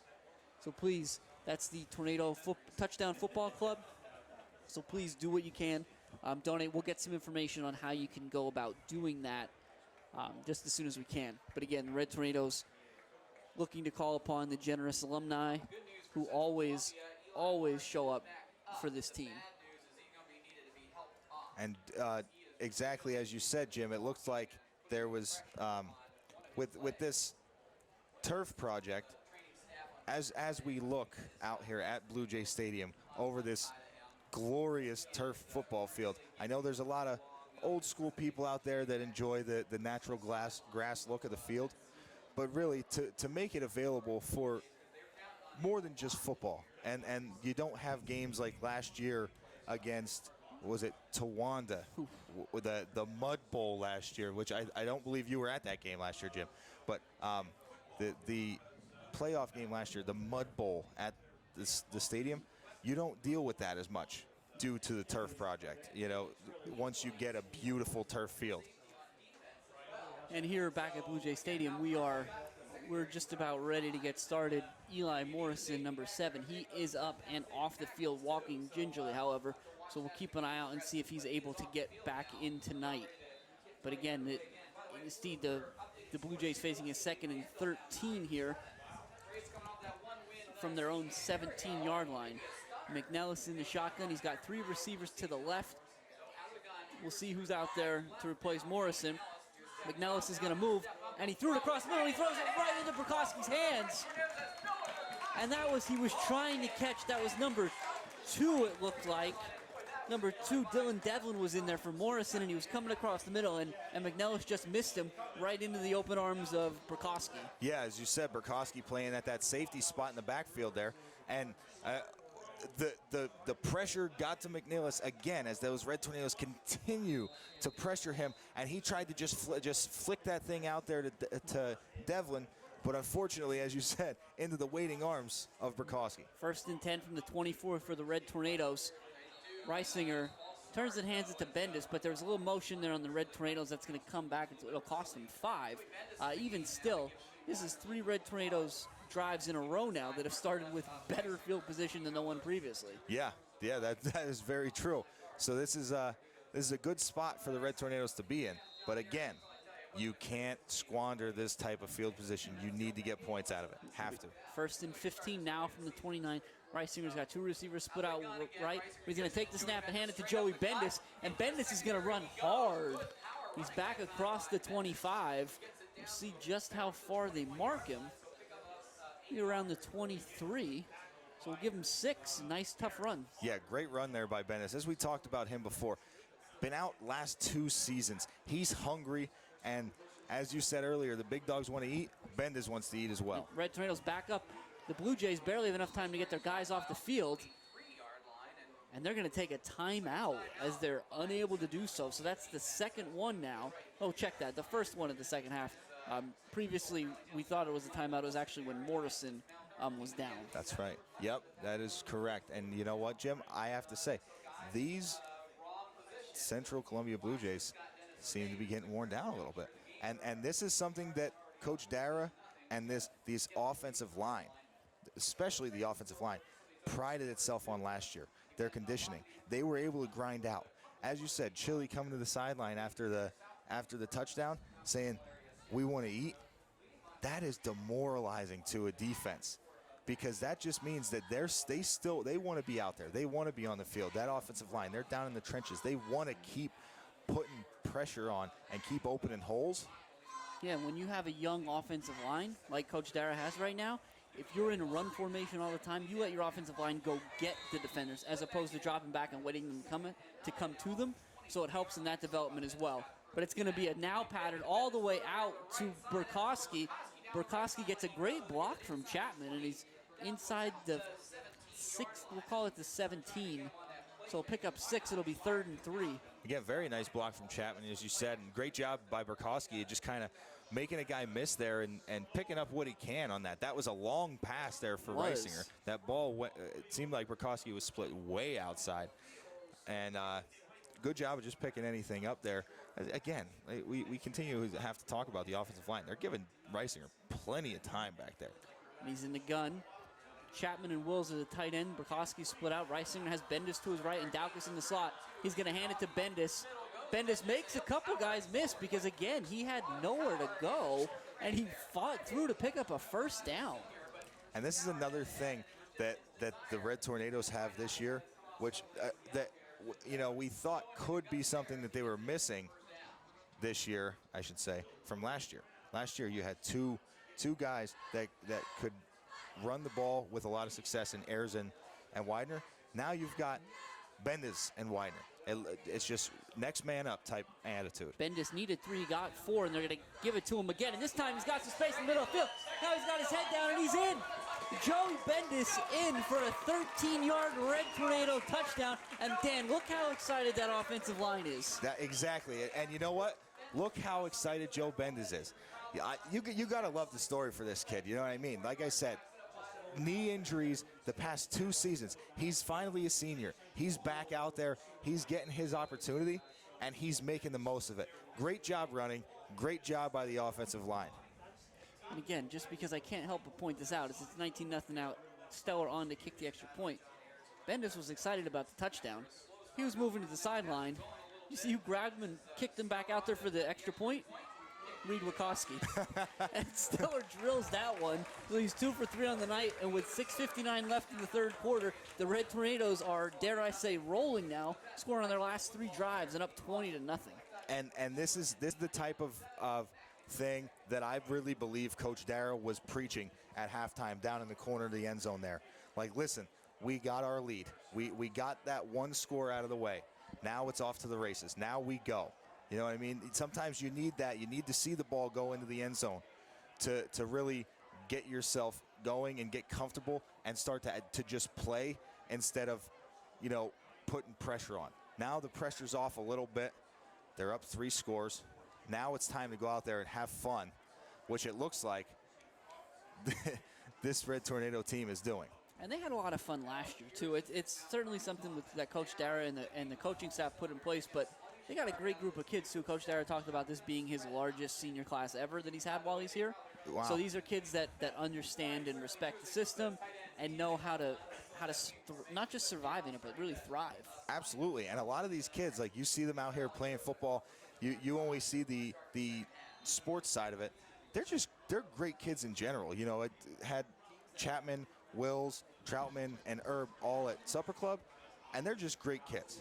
We'll talk about Supper Club in just a second. Chapman's going to drill this one again in the direction of Johnson. Johnson will take it right at the 5. try to pick his way, but there's not a way to pick. He'll get across the 20 this time at least. And you know who I believe was in there on that tackle? Joe Bendis coming through there after scoring the touchdown on the offensive side, comes back on special teams, takes a really nice route to the ball and makes a tackle on special teams.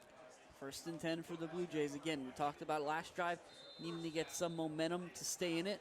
Now I think they need to get some momentum to keep this one close. Yeah, They're in danger of this one getting away from them. Again, a lot of time left. 6:52 in the 3rd quarter plus all the 4th. I mean, that's a lot of game time, but it's got to start somewhere. So McNellis is going to go back under center. And he's going to take the snap, and he turns around and hands it to Johnson.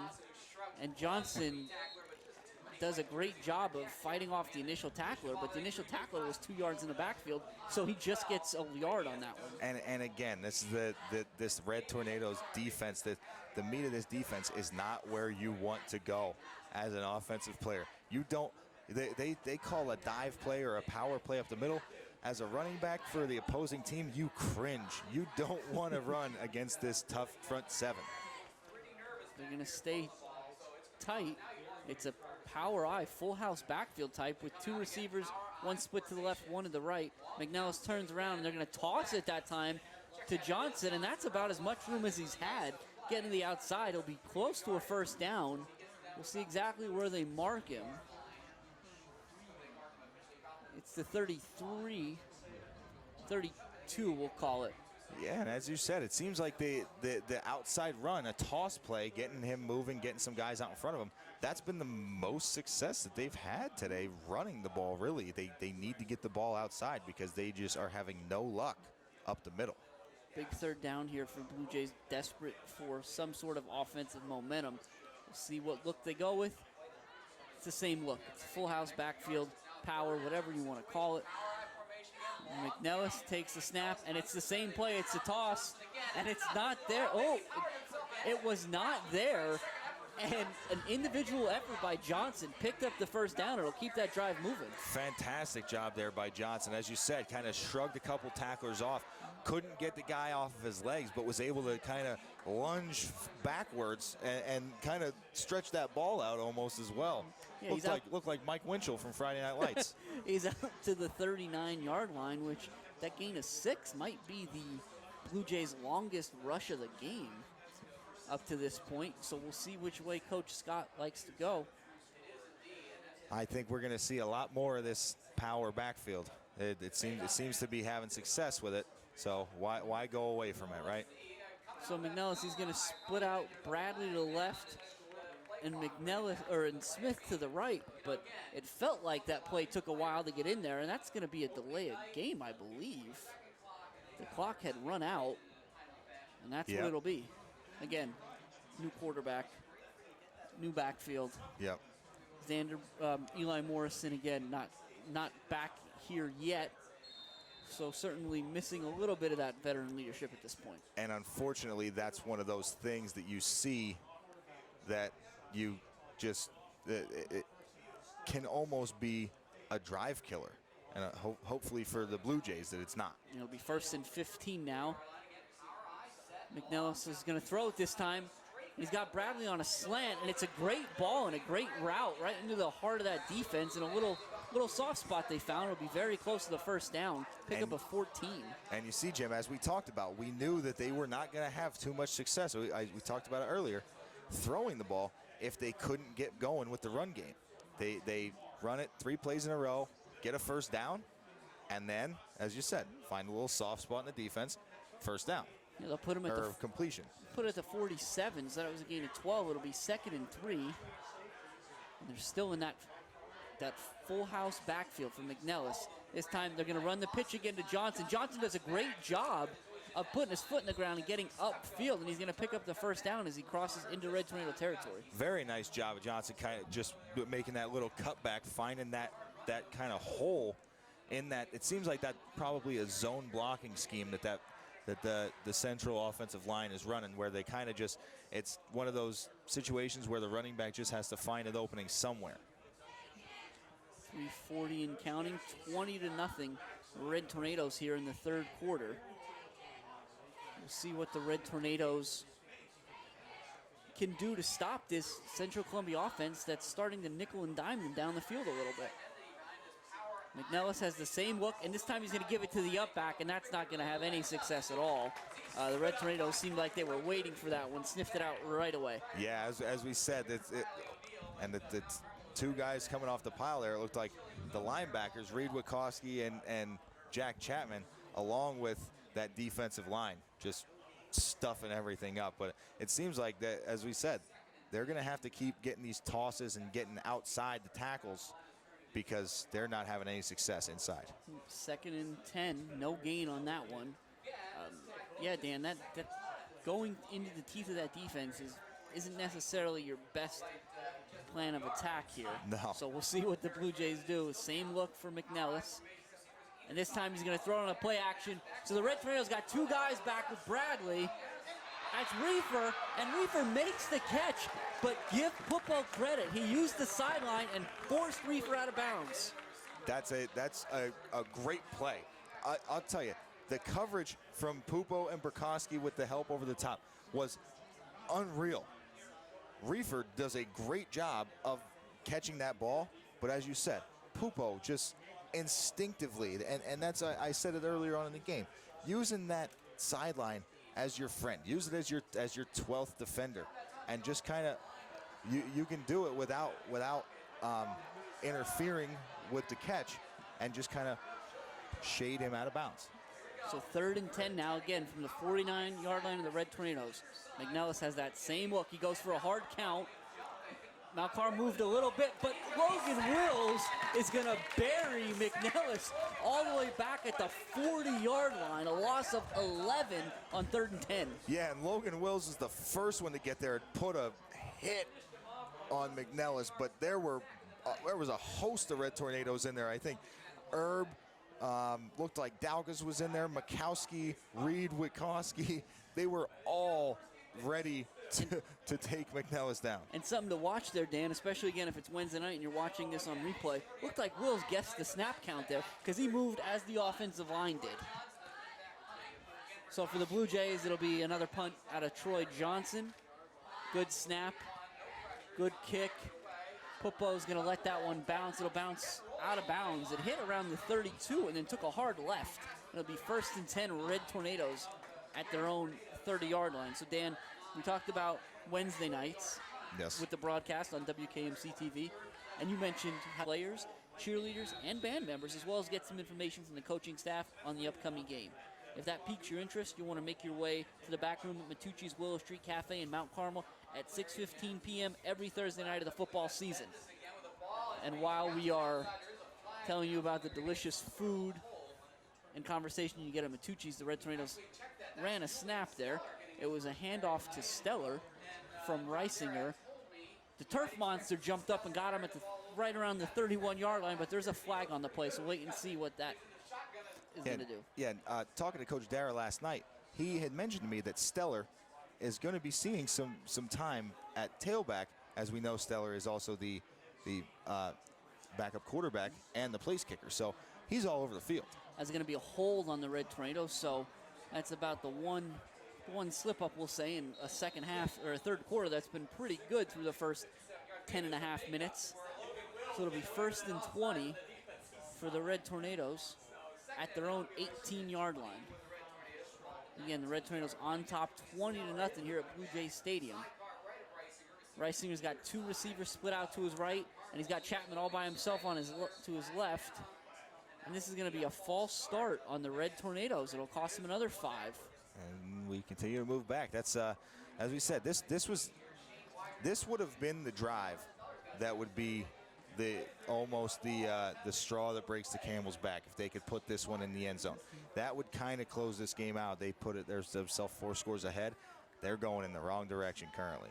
1st and 25 now. Reisinger's in the gun. He's got Widener back in there to his left. Daukas is in the H-back slot.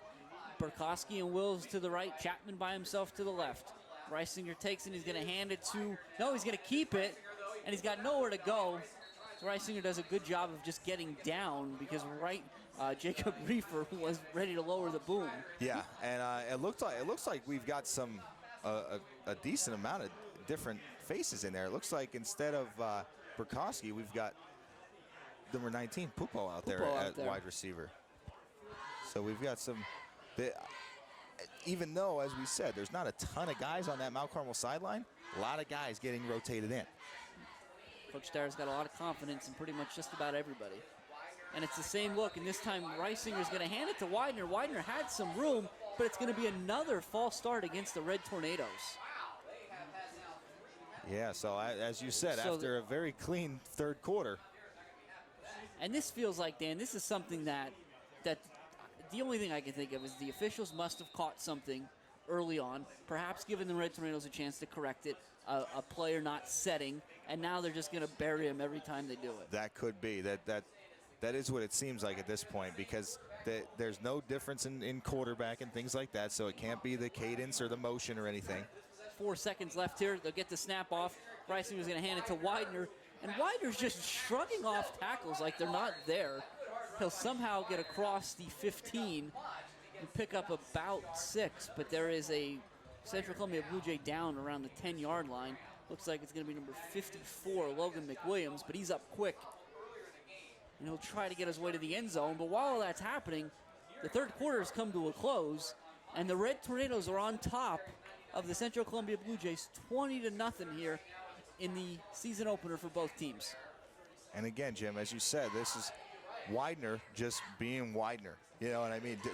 Tough running, as we've come to expect from him. And as we see, we talk about a lot of opening day jitters. One thing that does happen to players on both sides is cramps, right? And for the Red Tornadoes, a lot of that is managed by proper hydration, things like that, and Star Physical Therapy and Fitness. And again, they're located in Marion Heights, rehabilitation and fitness training, serving local sports teams and area residents. We'd also like to thank UNB Bank, complete banking services from your friends at UNB. Verano Insurance, providing all types of insurance for home, businesses, and individuals from major insurers. And of course, the Mount Carmel Area Education Foundation. That foundation exists to provide a means for alumni, parents, and friends to unite in their efforts to support and strengthen the Mount Carmel Area School Districts with gifts, trusts, and bequests. The goal of the foundation is to help maintain a meaningful and effective learning culture within the school by providing opportunities in academics, arts, and athletics, the 3 A's. If you do choose to donate, you may designate your gifts for use in a specific area, such as educational initiatives and supplies, television studio, hint, hint, band, library, tennis courts, athletics, or for a specific sport like baseball, football, soccer, anything you can think of. They may also be given in honor of or to memorialize a loved one or team, and you can do that at www.mca.k12.pa.us. As we start the fourth quarter, Red Tornadoes facing a 3rd and 28 from their own 17. And just going to give a quick hitter there to Widener just to kind of keep that clock moving. And it'll be 4th down. The Red Tornadoes will be content with a punt. Yeah, and as we say, content with a punt, I wouldn't say that Coach Dyer is yet content with the score. As we said, this Blue Jays offense has really big play capability at the receiver spot. So 20 points is never a safe lead. You'd like to put more up there, but due to the penalties and the backwards movement there, kind of just pounding into the ground and getting the clock running is probably the best move. So we're going to get another flag on this one. We'll see if that was a Red Tornado move or if that was on the Blue Jays. Looks like, once again, being signaled against the Red Tornadoes. So that'll back Chapman up yet again. He was standing at the 5 to receive that snap. So it looks like he will now be punting, not from the shadow of his own end zone, Dan, but from his own end zone. Yep, and luckily for us, Chapman has the leg to still even be able to flip the field from here. Again, after the Red Tornadoes look to be cooking on all cylinders, it's gotten a little sloppy over the last 2.5 minutes of game time. And now the Blue Jays coming hard for that punt, but a great punt. And Reefer's going to lose it, and he lost it again. So we're going to see, so the officials are going to say, let's clean this, let's stop this right now. The officials are going to say the ball was down at the 46-yard line of the Blue Jays. So it was a terrific snap by the Red Tornadoes. Yes. The protection was terrific because the Blue Jays came after, and then you got a boomer of a punt out of Chapman. Again, as we said, he did flip the field. But I think that now I don't want to be too critical because it's a tough game and it's hot out there and there's a lot going on. But I don't think that Reefer had a full handle on that ball where they called him down. I think that's why he kind of fumbled it around again, and there was another opportunity for that ball to be recovered by the Red Tornadoes. But as you said, called dead, no harm, no foul there. Yeah, Chapman got that ball up there, the perfect spiral to the point where it came straight down to Reefer, and that's not an easy catch to make. No, it's not. But McNellis is going to go back to that power offense, and he's going to go straight back. He's got a second to throw, but he's going to be wide of Bradley. It'll be 2nd and 10 on the 46-yard line. And again, as you said, he had a second to throw, but that was pretty much it. And that's been the common theme throughout the entire night. McNellis throwing off of his back foot, unfortunately sometimes missing open receivers because he's forced into those tough throws that he has to make. 11:01 left in the 4th quarter. Again, the Red Tornadoes on top of this one, 20-0 in the opener. They had a 6-0 halftime lead and scored in their first 2 drives of the 3rd quarter. McNellis, full backfield. He's going to pitch it to Johnson. That's about the only success they've had, but Reed Wikoski decided that was enough of that. He knifes it and drops Johnson in the backfield for a loss of 2. Yeah, and it seems as though these Red Tornadoes have been making very, very good adjustments on the fly. And I think that is a testament to the coaching staff recognizing things, and also the on-the-field coaches, such as Wikoski, Chapman, the Herb, the captains out there on the defense are recognizing things. Maybe 2 or 3 times they get beat, but that's it. Yeah, we talked about it at the outset. The Red Tornadoes are losing Ayers and Hood and a lot of guys. That's tough, but we didn't really talk about what they returned, and what they returned was everybody else. Yeah, that is the truth. Which is huge, and you're seeing that tonight as McNellis is going to throw it as far as he can. But Smith and Football were a little tied up there, and so he missed them by about 10 yards. And again, under a ton of pressure. He was able to stand in there and get that throw out. But as he was releasing the throw, took a hard hit. Now, did you see Wills come off the edge? Yeah. Wills came off the edge, engaged his guy, and hit him with a spin move to try to get by him. Yes, he did. That's fun to watch. And that's the things that these defensive ends, because of the way that this offense is run, they are afforded that ability. They don't always have responsibility for outside contain. They are able to make those moves and get after the quarterback. That is why Mike Hood last year, I believe, had so much success. So on 4th and 12, it'll be Troy Johnson again. This punt's going to be short and out of bounds. We'll see exactly where it went out of bounds. It'll be 1st and 10 Red Tornadoes whenever the referee stops walking, and it's going to be at the 37-yard line. So again, not a huge punt there, but he does flip the field. Red Tornadoes in their own territory, but are hoping to not. I would even go as far as saying shoot themselves in the foot on this drive. They killed themselves with penalties last drive, and ultimately ended the drive themselves. Widener on his way out, Bendis in there, so he'll be to Reisinger's left. Chapman split out left, Brokowski and Wills to the right.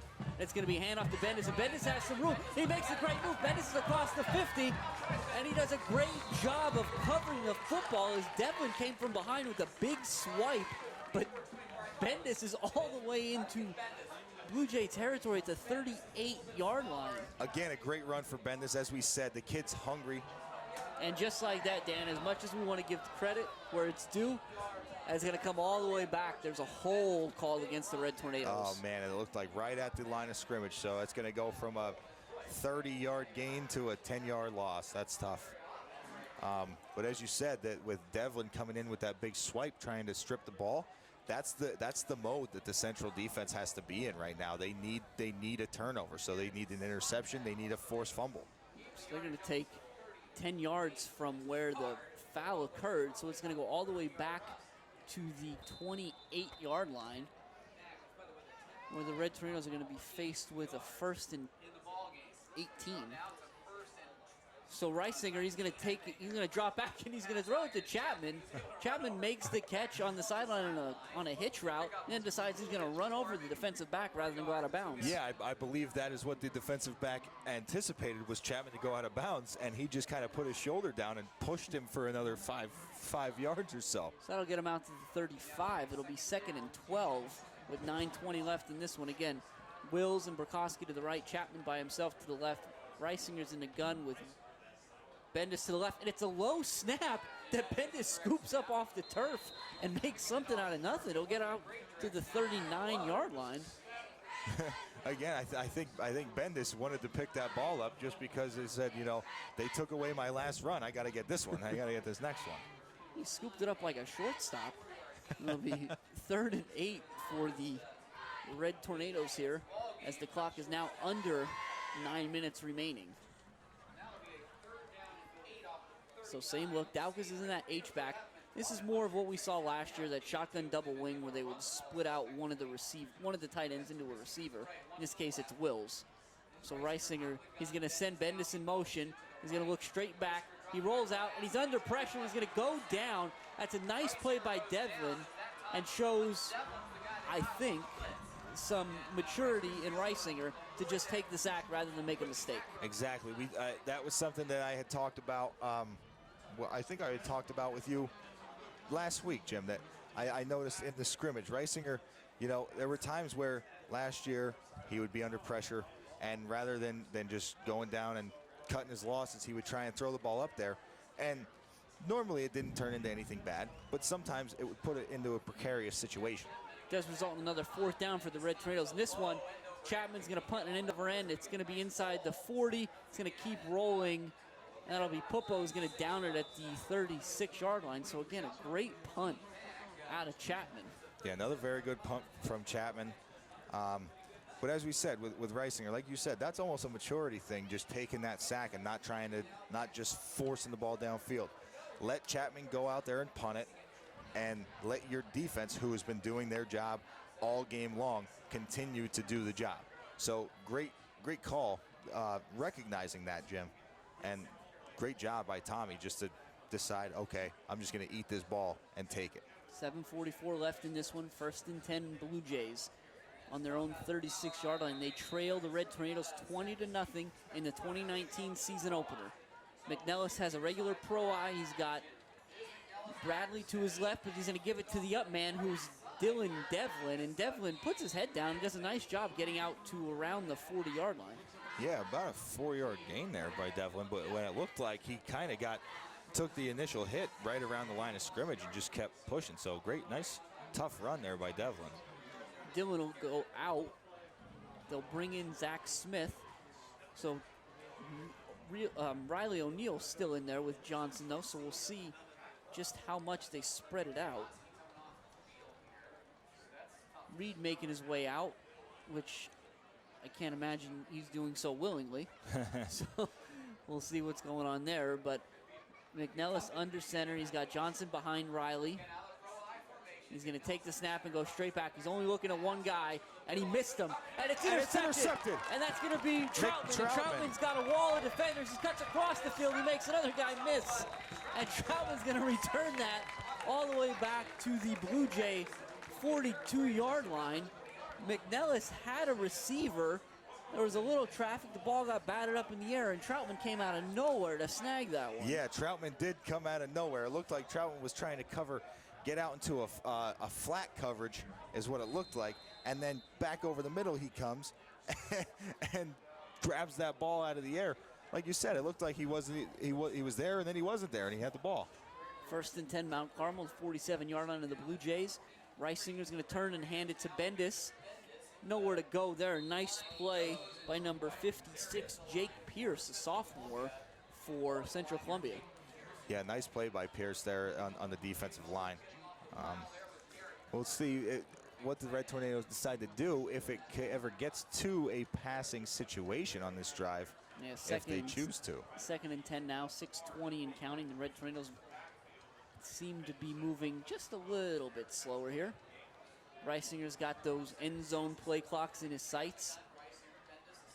He takes the snap, and he's going to hand it to Bendis, and Bendis is close to the 40-yard line, right at the 40, so that's going to bring up 3rd and 7. Yeah, so we got a 3rd and about 7. Like as I said here, Jim, this, normally with a passing offense, which the Red Tornadoes are starting to morph into, this is a passing situation. But now with under 6 minutes here in the 4th quarter, what do they decide to do? Reisinger sends Chapman out wide left. Bukowski and Wills to the right. Reisinger takes the handoff. He fakes it to Burkowski, and he's got Chapman on the slant route. Pick up the first down and more all the way down to the 26. It'll be a gain of 14. And Jim, you could tell how often that play has been practiced, because that looked so fluent for Reisinger and Chapman. He put it in, pulled it out of the stomach, and got rid of it. No time for defense to get any pressure there. And as long as Chapman gets an inside release, that play is basically unstoppable. Chapman will be spelled by Belichick. We're going to snap it and try to give it to Bendis, but again, we're going to get a false start here against the Red Tornadoes, which, I don't know, is the 40th false start tonight? It seems as though it's that. As we said, it's the first game. It could be whether it's not a guy not getting set or somebody just kind of getting a little over anxious here and there. But it continues to be a problem. So the Red Tornadoes, 1st and 15 from the 31. Reisinger, Bendis to his left. Belichick split out left, but it's going to be a handoff to Bendis, who does a nice job picking a little bit of his direction to pick up something. He'll be inside the 30 to the 29. We'll bring up 2nd and 13. Yeah, another nice run there by Bendis, as we said, just kind of sticking it in there, running just as we rave about Widener, just running tough all the time. Bendis doing just that, running tough in there and having the ability to stick it in there and break tackles, but also able to break away if he gets in the open field. So you see Pupo out there, number 19. He's part of the trips to the right with Burkowski and Wills. Belichick by himself to the left. Reisinger's got Bendis in the gun, and he's going to fake it, and he throws the quick. Tries to throw the quick slant, but it's batted down at the line by number 64, Carter Crawford. Nice play. And a very nice play there by Carter Crawford. But I don't know if you noticed, after the ball had been batted down, I was looking in the direction of where the throw was going, and Pupo and Wills both running a hard slant route to somewhat the same spot. So it looked like maybe somebody got their signs crossed up a little bit there. So 3rd and 13 now. 3:59 remaining in this one. The Red Tornadoes on top of the Blue Jays 20-0 in their 2019 opener. Let's see. Trips to the right, same 3. Nope, check that. Reisinger takes the snap, and he's rolling out to his right. He's looking for somewhere to go with it, and he's going to throw it. Somehow Burkowski came open, made the catch, got his feet down, and popped out of bounds. What a fantastic job of Burkowski having that sideline presence. And you know what's funny, Jim? I didn't know if it was going to come into play today at all, but I watched Burkowski catching a little out route in pregame today, where he caught it and tapped his feet and stayed in bounds. And of course, there it is. And it was right on this sideline as well. Same thing. Practice he was ready how to you go. play. Exactly. 1st and 10 from the 10. And Reisinger's going to hand it to Bendis. And Bendis has a little bit of space before he runs into the second level. And let's get a jersey number to give some credit there. That's 18, Garrett Carter, with a nice play. Very nice tackle there by Garrett Carter. Could have been possibly a touchdown-saving tackle, because as you said, he got into the second level there. I don't think there was anybody in the 3rd level. 2nd and 5 from the 5, 3:25. Fives are wild here, Dan. So we'll see. This time Steller's in there, and he's going to hand it to Bendis. The ball's on the turf. Steller jumps back on it quickly. So that'll bring up 3rd and 10 from the 10. And that seemed like one of those situations there where Dylan Devlin jumped the count, as Wills did for the Red Tornadoes earlier. Dylan Devlin kind of jumped the count and got in there before the handoff could even be completed to Bendis, and Bendis wasn't able to field it cleanly. So for the Red Tornadoes, they're going to have Wills and Pupo split out left. Belichick all by himself to the right. Belichick's a big kid. Keep an eye on that one. Steller's in the gun. He's got Bendis to his left. Daukus is in the H-back slot. And Steller's going to take it and roll to the left. Dylan Devlin came loose. Steller does a great job of making a miss and picks up something on 3rd and 10 inside the 10 to the 8. So we'll see what the Red Tornadoes do here. Yeah, Steller did a really good job of making Devlin miss there, but that was pretty much all he could do. He kind of just, at that point, he had to tuck it down and run. Coverage was great in the defensive backfield. Nobody really came open. Steller, as you said, did a great job of just getting out there And here we go, Dan. I think you talked about this at the outset, the opportunity for the Red Tornadoes to kick a field goal. See Garrett Verano head out there with the block. And I think this is a very good position for Mount Carmel to do it. As I said, they have a lot of confidence in Stellar, but they got a lot of confidence in their offense. But now you got a little bit of a lead. You're comfortable. Why not give it a shot and test his range? It's a good snap. It's a good hold. Stellar drills it, and that is good. So with 1:43 left on the leg of about a 25-yard field goal by Julian Stellar, the Red Tornadoes lead climbs to 23-0. And you know what? As we said, Stellar in there doing it all. He was at the tailback position earlier, quarterback. We've seen him on defense at linebacker, and now kicking a field goal. He's not just a place kicker, he's also the all-time field goal kicker, knocking one through. So one last thing we want to talk about here. Again, we mentioned before on Wednesday nights being broadcast. Just want to thank Service Electric Cablevision for that. We were big with them last year. We focused on their 50th anniversary, so assuming it'll be 51, right? Yes. So here we are there in the Red Tornadoes. Look at the crowd, Dan. It's 23-0. A minute 43 left in this one. People aren't really going anywhere. As you said, these Red Tornadoes travel well, Jim. It doesn't matter if we're coming 30 minutes over here to Bloomsburg, or last year we were going an hour plus to Jersey Shore and things like that. We travel well. Mifflinburg, that was one too. Mifflinburg was a rough one. I ducked still, that one. Yeah, you did. And still, we had a very nice following there as well. And Chapman kicking off again, and he's going to boom this one in the direction of Reefer. He'll take it at the 8. He's going to come forward. He's got a head of steam, and he's going to take a shot from Stellar. And again, Stellar in another position there on the kickoff team, getting down there and making a tackle. Yeah, that was a great return by Reefer, though. He did pick up some speed. He got all the way out to the 34-yard line, and really it was just Stellar and Chapman preventing him from going the distance and putting some points on this board. And thankfully they were able to. So the Red Tornadoes, again, with a lot of stuff going on here, Dan. With it being week 1, we'll see what kind of changes they're going to make. I think we're going to get a timeout here. See, and this is one of those things that you always see with the seniors, especially when it's week 1. They've given up 0 points. You like to preserve that shutout as a senior. You like to be able to say you shut out so many teams. That's a big thing. So I'm sure some of those seniors on the sideline or on the huddle there are saying, "Coach, I don't want to come out. I want to stay in." So we're going to try to get some of these jerseys here while they're standing around. So I see 14, Garrett Verano's going to head out there. He's also the holder, remember. 16, Pedro Feliciano. He had a big tackle on a punt earlier. We see 71.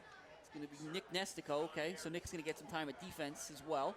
34, Bendis is out there. 75, Matt Kelly. Call him Tank. Yep. We've also got, let's see here, Dan. Shouting out, you see 6, Austin Garankowski. He's out there. 53, it looks like Dalton Moser at defensive end. Right. So they're going to take a snap. That's going to be number 9 this time for the...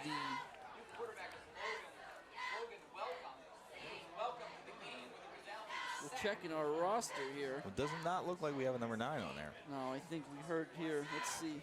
Logan Welcome, the folks at Central Columbia, were kind enough to provide a roster, but he went down quick.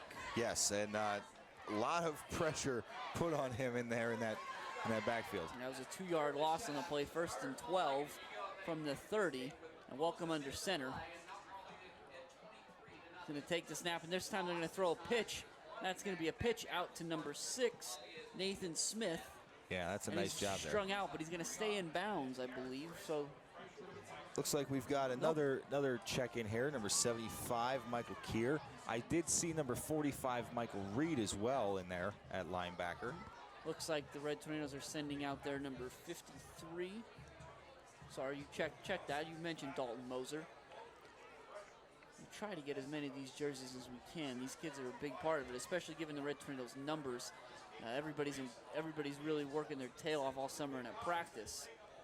Yes, and that was one thing that Coach Dara actually touched on when speaking with him, that they've had 30 to, the amount of kids that they have suited up today is pretty much the amount of kids that they've had at every summer workout. I see 61, Jack Robert out there, 66, Matt Chicatano. Yep.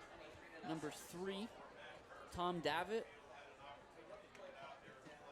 24, Steller's still out there, getting some work in on the defensive side of the ball as well. Looks like Belichick's out there as a far corner. Again, getting some work in any way you can get it. So this will probably be the last snap here from Blue Jay Stadium. Welcome under center. He takes it, and he's going to throw another pitch. And this time the pitch is going to be dropped, and the ball will roll out of bounds. So just as I said it'll be the last snap, it most certainly will not be. We're going to see one more. They're going to roll the clock out, and the ball was moving. So that's going to do it for us here at Blue Jay Stadium. The Red Tornadoes are going to start the 2019 season 1-0 on the backs of a 23-0 win over the Blue Jays. And I'll tell you what, Jim, this was a very extremely well-played defensive game. Defensively, these Red Tornadoes came out ready to go. Offensively, it took the offense a little bit to get going, but eventually, once they did get going, now grant you a few penalty-riddled drives kind of stalled them out. But when they were playing clean, that last drive of the first half and those first 2 drives in the second half, that's what that offense is meant to do, and it looked smooth. It did, Dan. It looked really good. Again, we talked about the youth on the offensive line. In those drives, you couldn't really tell that it existed. Right.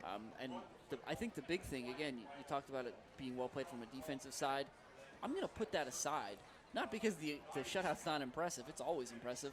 And I'll be curious to see what the numbers are and just how well this Red Tornado defense, stacked up tonight. Right. But I think what you saw on the offensive side is really all you could ask for. I mean, we talked about it almost from the opening snap with turning over the reins to Reisinger in a way that Coach Dara has this season.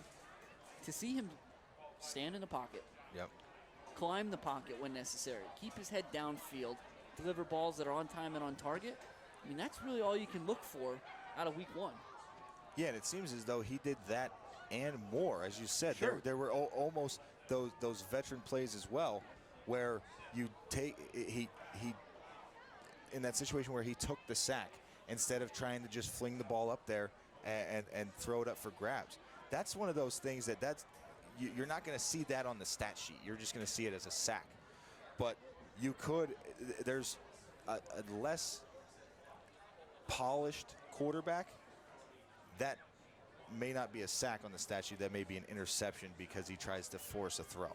So that's big, because the turnovers are what's going to hurt them in the long run. So taking that sack and letting Chapman go out there and kick a boomer punt again, as you said, that's something huge that they do, and that Reisinger did today. That is something that just has come with time, and that's come because he's now a veteran. Yeah, and I think when you talk about quarterbacks, I mean, you need to have a short memory. And Reisinger did 2 interceptions in the first half, and that didn't really seem to deter him at all. And it didn't just deter Coach Dara from continuing to try to get that offense vertical and keep that ball in the air. And again, we talked about the confidence that Coach Dara has in Reisinger to make the calls out there on the field and be that coach on the field. It's also, like you said, that he's got to know that interceptions are part of the game. Everybody knows interceptions are part of the game. It happens. The defenders made really great plays on the balls on those 2 interceptions. So you can't go away from it. And as you said, kudos to Tommy for having a short memory. Victorious by a count of 23-0 over the Central Columbia Blue Jays. Next week, the Red Tornadoes will travel to Southern Columbia, who will be fresh off their excursion, we'll call it, vacation, to maybe. South Carolina to tackle Hammond. So that'll be a Saturday night kickoff. Don't forget about that. And don't forget to watch and tune in on Wednesday nights in WKMC TV. Hey, I'm Jim Lesko. And I'm Dan Lesko. And we'll catch you next week.